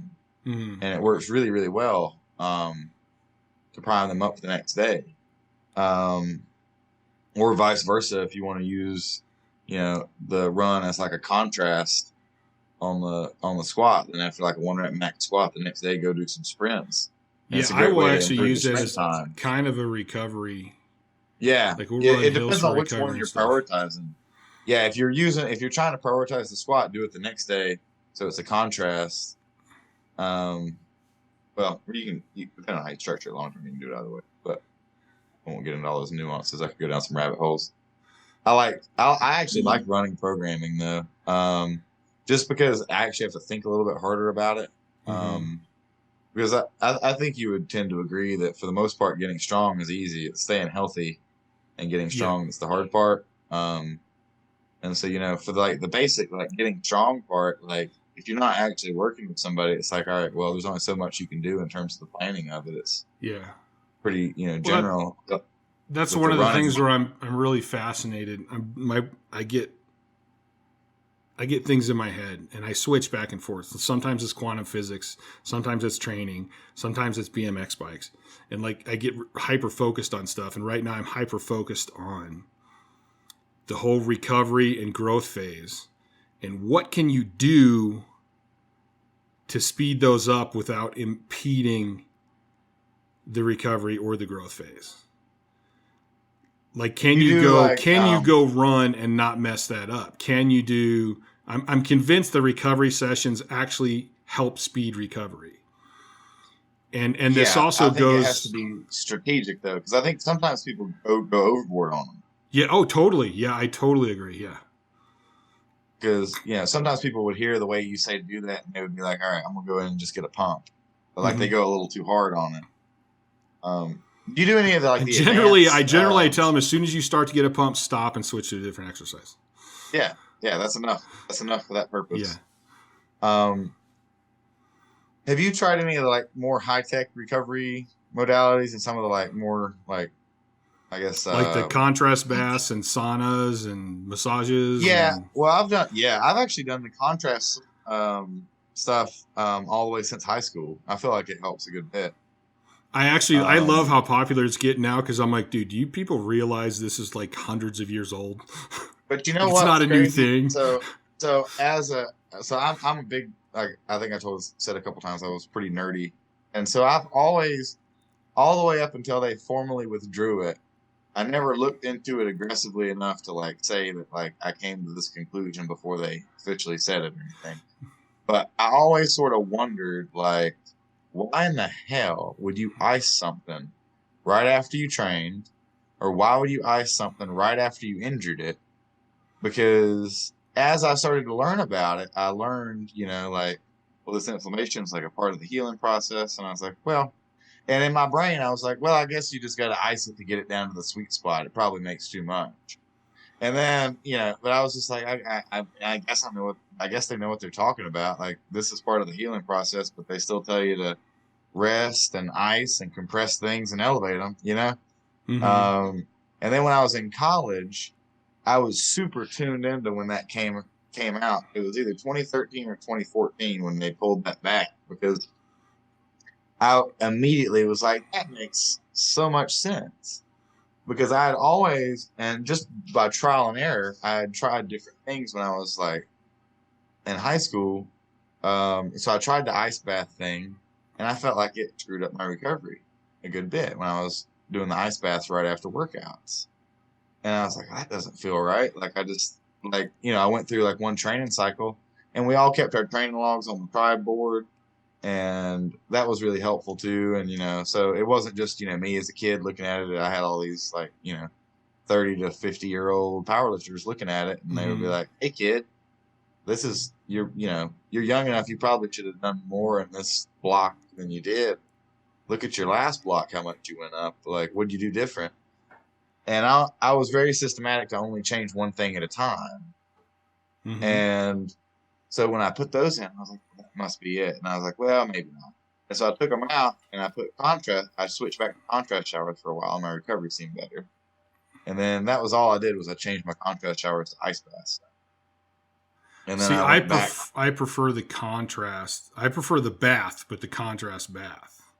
I would prefer the contrast bath too if I had 2 tubs to alternate. Yeah, that's the problem. It's expensive to set up and have. Yeah, so like now I could probably do that. I do not have an ice tub outside or anything yet, but hypothetically, I could set up, if I wanted to. I could set up a bath and then walk outside and do that or whatever. But to be honest, I use Epsom salt baths a lot, Mm-hmm. still, stuff like that. There's actually a cool product called MG12. I've got a tub right here, so I'll just hold it and tell you. Okay. But it's MG12. It's a transdermal magnesium that works a little bit. Different magnesiums go through different tissues. So it's cool to toss a little bit of that in with Epsom salt. So very big on magnesium gels. Yeah, it makes a huge difference. And I've actually tried a couple different ones that are on the market. And the MG12 seems to be the ticket. So shoot me your email, shoot me your address when we get off here, and I'll send you a tub of this. But it's good stuff. Yeah, it's interesting to me because I've always looked back, and I watch all these modalities and stuff, and I worked in physical therapy for a bunch of years when I was in college. And I'm like, if you get your training right, and you get your sleep right, and you get your nutrition right, like, how much do these modalities actually help? Like, if everything's right, I mean, if I do all these modalities, I'm going to be able to train one more day a week? One more day every 2 weeks? A lot of it for me is like just psychological momentum. Mm-hmm. Is that it's just, sometimes I just want to be doing something that I feel like is helping powerlifting, and I don't have any, and if I go train, that's going to be counterproductive. Mm-hmm. And if I go, and sometimes I would like to go on, like, go do something crazy, like play basketball or something stupid for a 280-pound, 290-pound guy to do. That's not stupid. Like, I think that's good. That's good recovery right there.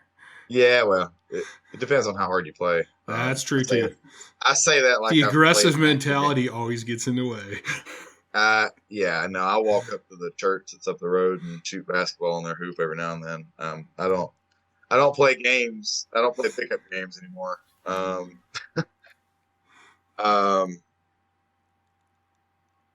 But that's, that's because I would just genuinely enjoy putting that recovery capacity into my training a little bit more. Right. That's just where I'd like to put it. But I do a lot of stuff that helps with recovery though. I just like doing a lot of some of that stuff. Some of it's therapeutic, I think, mentally. So I think so. I bought a red light based off of Dr. Eric Serrano up at the Swiss. And I actually just bought it because I was curious. They had like a 30-day, you can send it back. Yeah. And I'm not gonna lie, I thought, all right, I'll try this for 3 weeks and I'll send it back on the 4th because there's no way in hell this is gonna make me feel any better.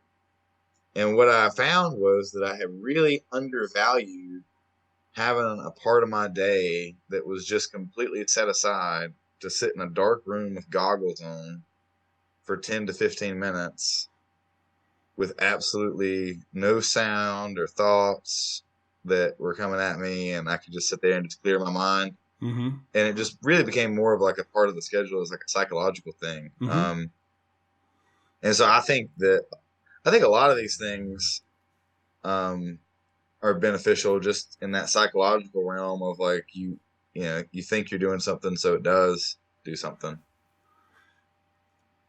Well, I think I think everything can help a little bit. It's right. I always want to go. Well, I think the red light. Is it worth my time to do this? Yeah. No, like stuff like the red light. Like I think that it probably offers some low level of actual physiological aid.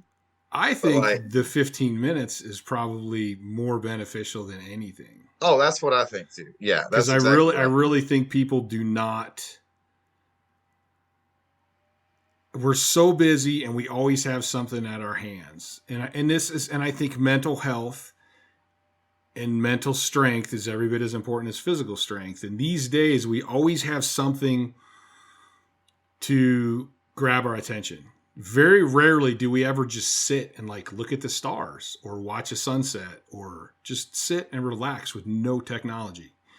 Right. It's really ironic because people are always running around full speed so that they can get all these things or do all these things.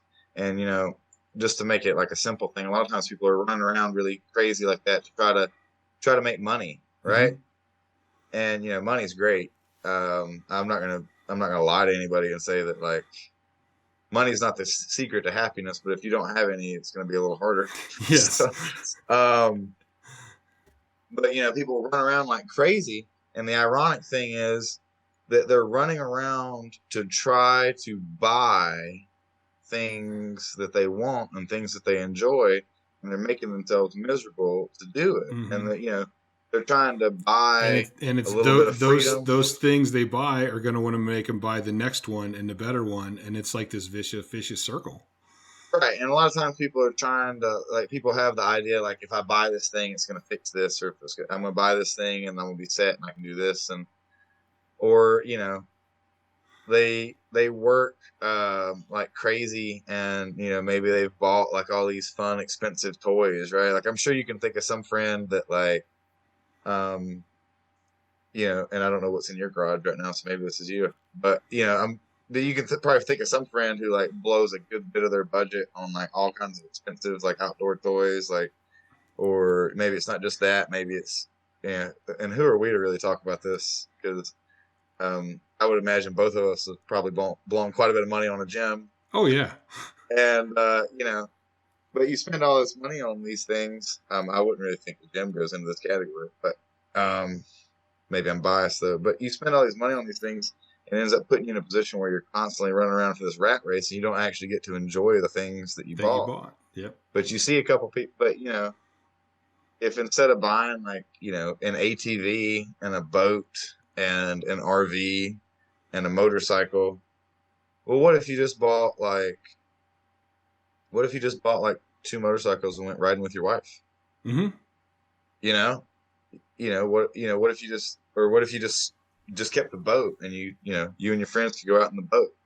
Well, now if you don't have a payment on an RV and all these other stupid things too, well, now you probably don't have to work as many hours. So maybe you actually have an hour or 2 a week where you can go out in the boat.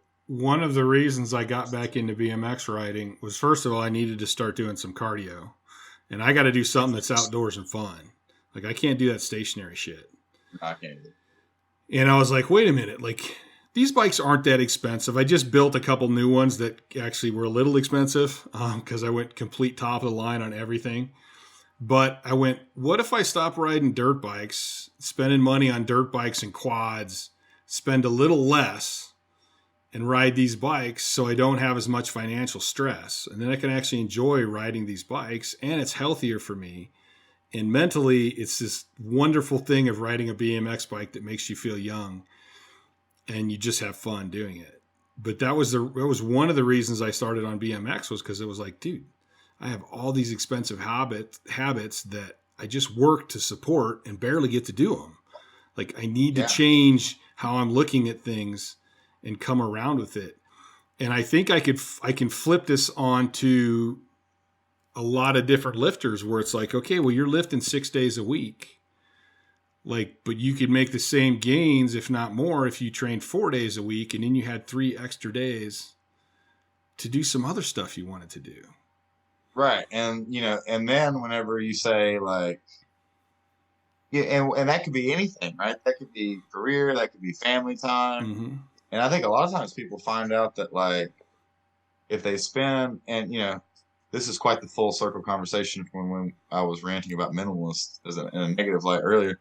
But I do think a lot of people, when they come all the way around and they understand things and get it balanced, I think they end up realizing that they can psychologically push harder at the times that it's the right time to push. Mm-hmm.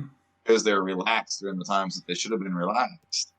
That nervous system recovery, your body only recognizes stress. It doesn't know what the stress is from. Yes. And so, I think a lot of times when people make decisions that just make them less frazzled in life and make decisions that make them happier in life, then it ends up paying off. I mean, I hear athletes go, I don't have time to sleep. I'm working too much. I'm da-da-da-da-da-da-da. Well, then, like, if you can cut your training back, your training will be better. Now you can get more rest so you can recover better. Mentally, you have less stress, so you're going to train better. Yeah, it's one thing if, like, you're working third shift and you have to train at these weird hours and, and there are definitely life situations where people can end up in where, like, they have no choice but to work, 80, 100 hours a week for a while. Yeah. And but even if that's the case, it's like, hey, you can still train, because now you only have to train like a couple days a week and you can actually still make some progress. Right. Yeah. Or, if you're a bodybuilder instead of a powerlifter, now you're going in and you're training like Mike Mentzer, you're going in, a couple days a week, 3 days a week maybe, and you're banging it out hard for 45 minutes, and something like that. Because, and, I think a lot of times, looking at like other things too, if you look at the volume different people have with their different occupations and stuff too, like you're working 12 hours and you're doing manual labor stuff, you don't need the same volume that a guy that is working 8 hours at a desk job needs. If he's working a desk job, and the same is true in the other direction too. If you work a desk job and you come in and the other guys you train with are manual labor, just because they bang out the, primary lift and then hit a couple sets of pull aparts and something on bench day and then they're out the door. Well, hell, man, they might have been doing face pulls all day long or something. Yeah. Pulling something off of a rack up high or, And I've been one of those guys where I want to ignore that. Yeah. Yeah. Well, my job is just my job. It doesn't matter. I'm going to compartmentalize everything. And it's like, no, you can't do that. That plays a role in what's going on. Yeah, one of my training partners now is super strong, and he's a lineman. So he's climbing poles all day and stuff like that. It's not the most physical job. No, but it's probably pretty physical. Right. Yeah, I mean, yeah, and he's not running a jackhammer for 12 hours a day, or he's not digging ditches with a shovel, but like he's climbing poles and doing all kinds of. Like, his job's more physical than mine is as a strength coach. Mm-hmm. And so looking at like where he needs to be with training. You know, I do his programming, and I say that, but like sometimes you give people suggestions to do their programming, but it's like you do their program, but it's more like you give them a program and they're like, I'll do most of it. But most of the time he makes pretty common sense changes to it where it's like, all right, like, he got called in at 3:00 in the morning the day before, and then he didn't get off work until 10:00 at night, and all the other dudes are already gone from the gym. So he goes up at 10:00 at night and works out for 30 minutes and goes home. It's like, all right, that's probably a good call. Yeah. And there's other periods of his lifting career where that's not how he did it, and he would run himself into the ground and get hurt because he would come out there and he would show up at 10:00 and he would still try to do a 2-hour squat workout, right? Yeah. I think one of the things I keep telling people, I don't know if they believe it or not, I go, the hardest thing I ever did to become a great power lifter was backing off. Yeah. Never mind training hard, never mind beating the crap out of myself. So I had to come up, I always knew that it was a mental thing. So I'm like, okay, I need to trick my brain. Or I need to, I shouldn't say trick my brain. I need to work this out in my head so that it makes sense. And I've always struggled with life because, I don't think there's any fairness in life. I think shit happens and that's just the way it is. I know horrible people that end up getting filthy rich. I know people that work their ass off and they die broke. But the strength has always made sense to me. If you approach it in an intelligent way, I don't care what your genetics are, you can get better and you can be successful. So one of the things I started thinking about when it came to backing off and thinking about my recovery and that transition of, hey, I made it to this level. And it's like, yeah, Chad, you worked your ass off to get to this level. And now at this level, you don't have to train as much. Like that's your reward for all the hard work. Now, all those hobbies you put to the side, you can actually pick up some of those hobbies. And that's going to be the best thing for you is doing that hobby and getting some recovery in. So that way you can still hit your training sessions with great intensity and you can still go hard, but you're going to allow yourself to actually recover and keep progressing. Like you earned the right to be here. Most people who aren't doing enough, they didn't ever earn the right yet. Right. Yeah. And, that comes down a little bit to having control over your vices too, right? Because at some point, like training is a vice for a lot of people in some effect, right? Like if you're training more or less than what would give you the best outcome, then, that's a problem, right? Right. But a lot of people, I think, just making this like a broad tie-in too with, seeing how people run in the rat race for life, and end up losing sight of the fun things, or looking at people that are, maybe they're still trying to bowl through workout after workout when they have to come in and spend 40 minutes just to get ready for the workout so they don't feel like shit.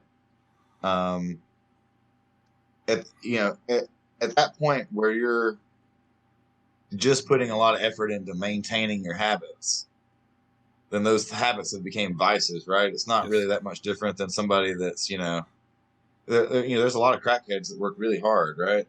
Yeah. But that doesn't mean that they're not a crackhead, right? Right.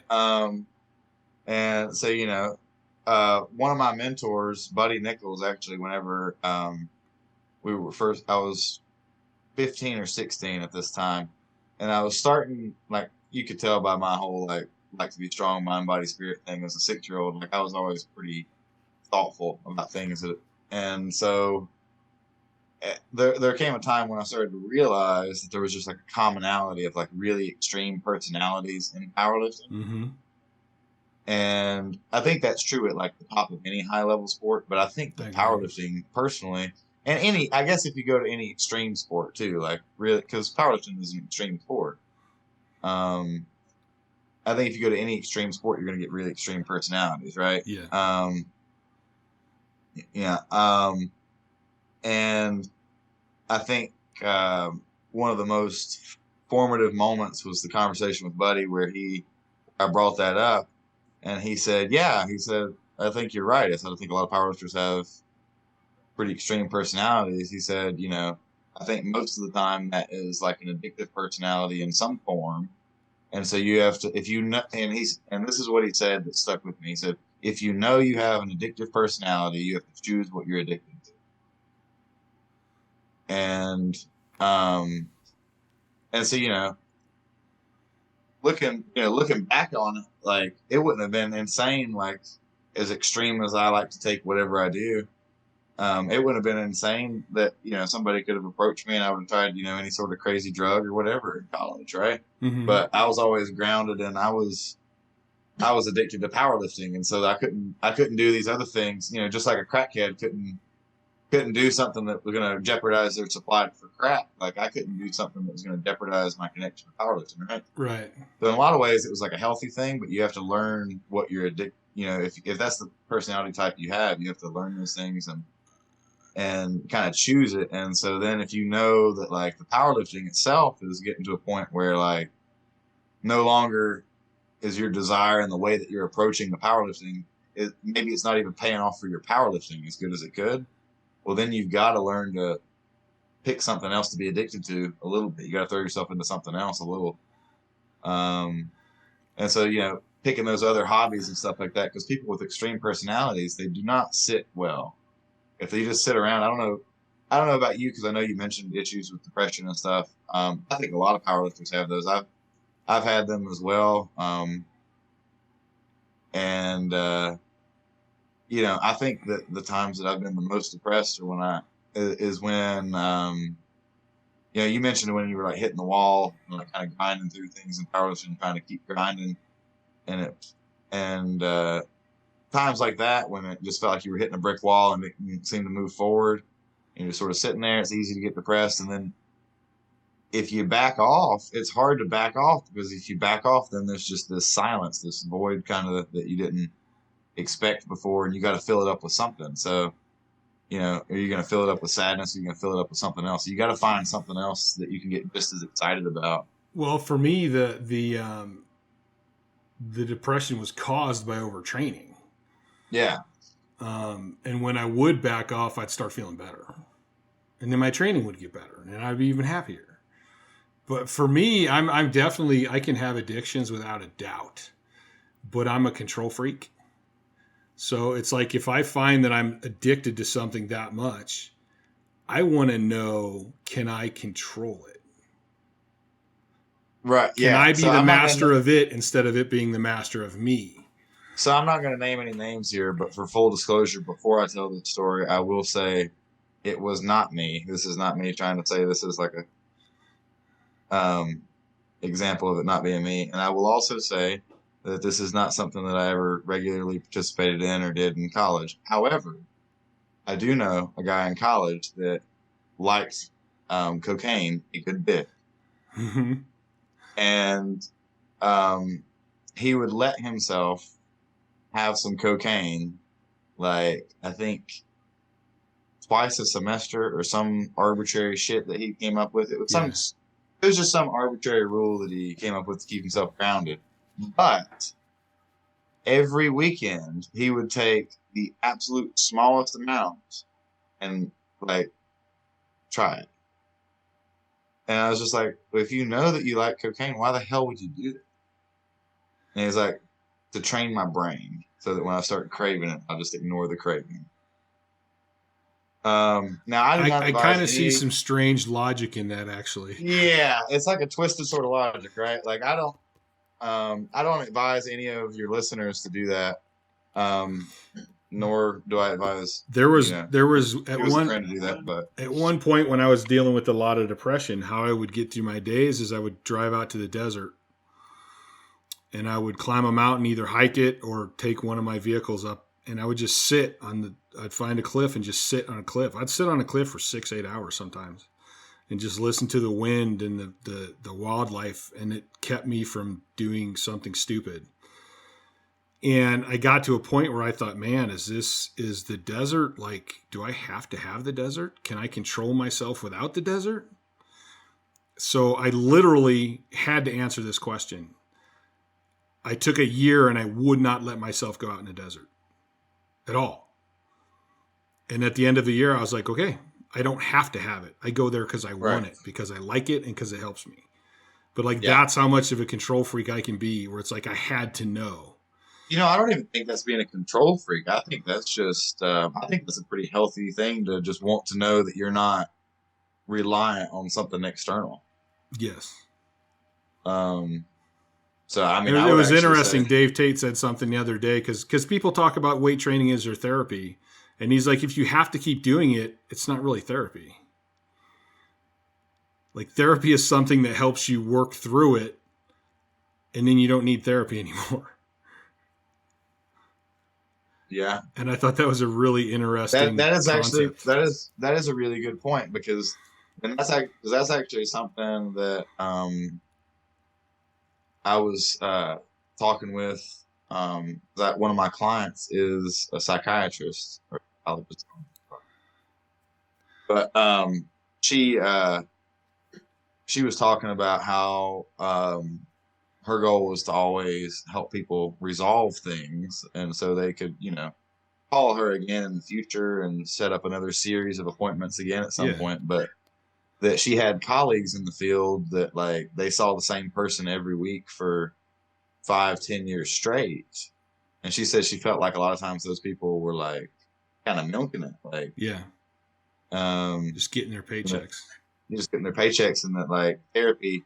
But I never really thought about that from like a training standpoint, and like so yeah, I guess if you think about it like that, then it is, well, and really, if you start talking about it, it is kind of unhealthy to rely on training as your therapy, right? Like, it's always good to, like, and to anybody that's listening that's like going through some serious shit right now, and like training is the only positive thing in their life that they're holding on to. Like, I'm not really saying that about them, because I think we all go through periods of life where you have to cling on to something to survive.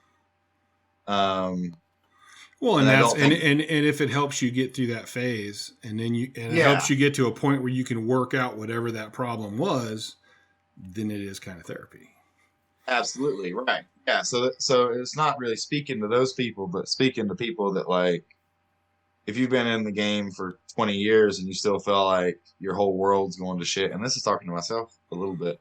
If you've been in the game for a long time and you still feel like your whole world's going to shit because you had to miss a Thursday workout, then you probably need to balance that out psychologically a little bit, if for no other reason than realistically, how much you stressed out about missing the workout probably hurt your progress more than missing the workout itself, unless you're missing that Thursday workout every week, right? Or if you're missing.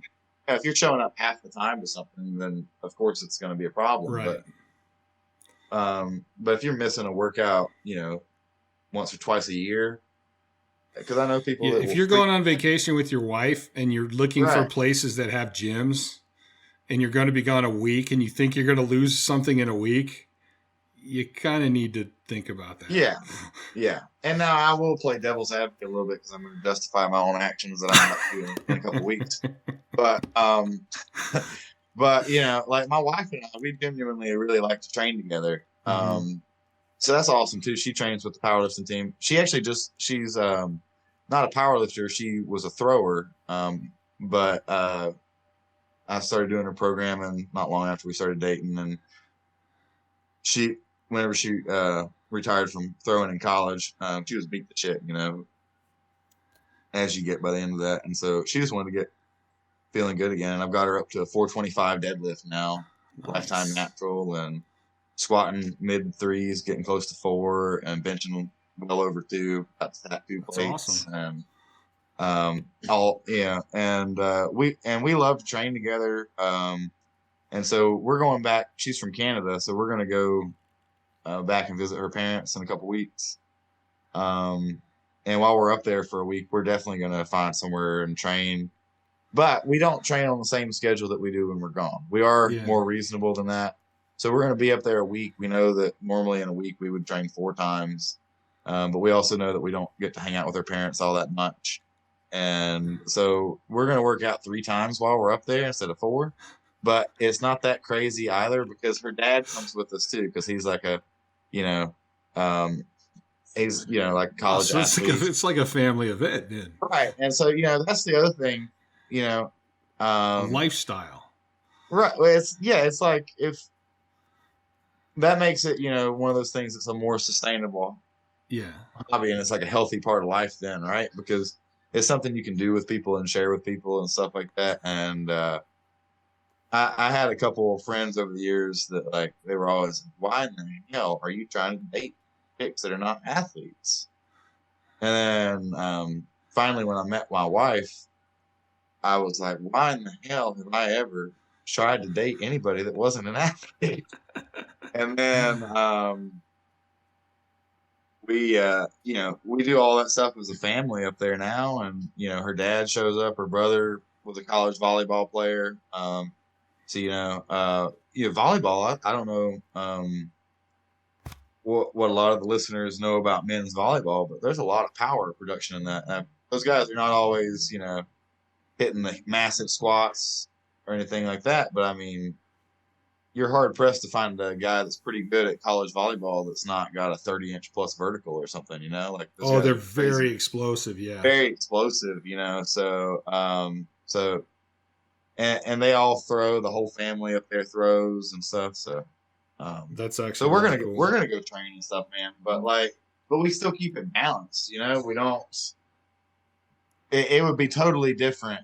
It would be a totally different and I think incredibly unhealthy dynamic if I was showing up to Canada and, my wife didn't really lift weights and I was wasting time from a family vacation to inconvenience everybody while I go work out for a couple hours, right.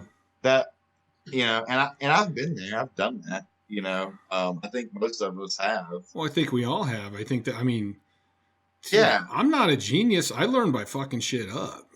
So every time I'm telling people something to do, it's like, I know, cause I fucked it up. Right. Like I remember I told somebody that I was in the gym on Christmas and I was, and I loved it, and I wouldn't change that memory at all because at the time, like my mom knew that it was the thing that I loved, that it was like my special interest and stuff. She brought me to the gym and dropped me off. I was still young. It wasn't, it wasn't like it wasn't sanctioned by my parents or anything, but but I remember like 10 years later saying that to somebody and their reaction was much different. And they looked right at me and they said, well, that's really sad. Why would that be sad? And the reason, what it was is we talked, because when I first said it, I was like, they were like, well, there are other people there? And I was like, yeah. And they were like, well, what are the other people doing? Like, what are you doing on Christmas? And I told them, I was like, well, I'm going, I'm going to hang out with my family, but I'm going to do this too. And they're like, what are the other people doing? And like, some of the people weren't going anywhere, right? And like, some of them had been invited to other people's places and didn't want to go, right? Because sometimes if you don't have people to hang out with, if you don't have family to hang out with on the holidays, sometimes, it's a very nice gesture if you're invited, but sometimes you don't want to. Yeah. And I just never really thought of it, I just thought the gym had always been such a happy place to me. I'd never really thought about, even when I was using it to mask unhappiness in my own life on some things, mm-hmm. I never really thought about it like that.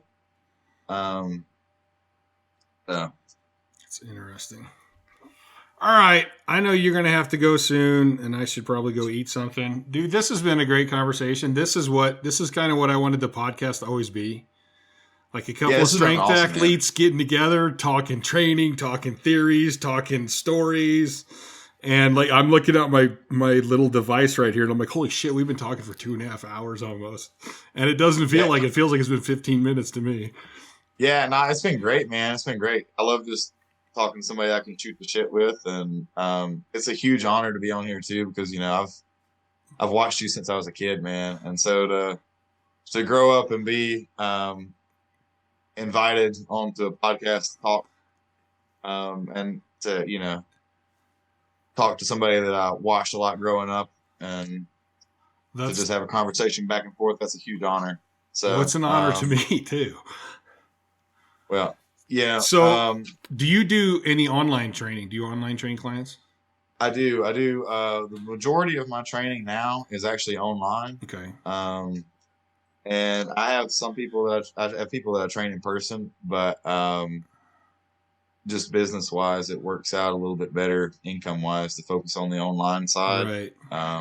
Right. And then what that does, the way that I use that is it gives me the ability to really focus on my in-person people more. Yeah. Most of my in-person people also get online coaching from me because they don't necessarily all come for every single workout of the week, you know? Right. But I've tried to structure things where I can give people as much attention as possible. And then I also try to give different levels of training to them. Right. So trust me, anybody that's listening to this, Josh is strong. One of my favorite things is he still squats really wide, and he's a raw squatter. And I've always heard people go, you can't go wide raw. I'm like, bullshit. You can't do if you train your fucking hips.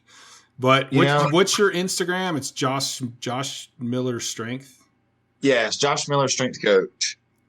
So check that out, and then where can they get a hold of you? Is that the best place for them to get a hold of you? Yeah, that's the best place to check out my stuff. And then NTBFW Training Systems .org. That's my website. Try to remember to link that in my thing. Yeah, it's NTBFW, so that's not to be fucked with. So that's pretty easy to remember. Gotcha. I work with a lot of tactical people online and whatnot too. So, yeah. It's been great being on here, man. We're going to have to do it again because there's still so many things I could keep talking right now for another 2 hours probably. Yeah, I could too. And I can actually go on some cool rabbit. I actually would love to talk about building up the hips and squatting wide and stuff like that. Yeah, that was one of the things I wanted to talk about, but we naturally just kept going to all this other stuff. Yeah, it's been a great conversation. So we'll have to do it again sometime. I hope you have me back on. And I've actually got one I'm trying to start up too. And so if you ever want to be a guest on there, I'd be I'm always honored to have you. I would do that in a heartbeat. I love that. Cool deal. Well, thanks for having me on here, man. So I'm going to say goodbye to everybody until next time. I know this is kind of a longer one than I normally do, but I think everybody will enjoy it. I think it's all cool shit. So until next time, we will see you guys later.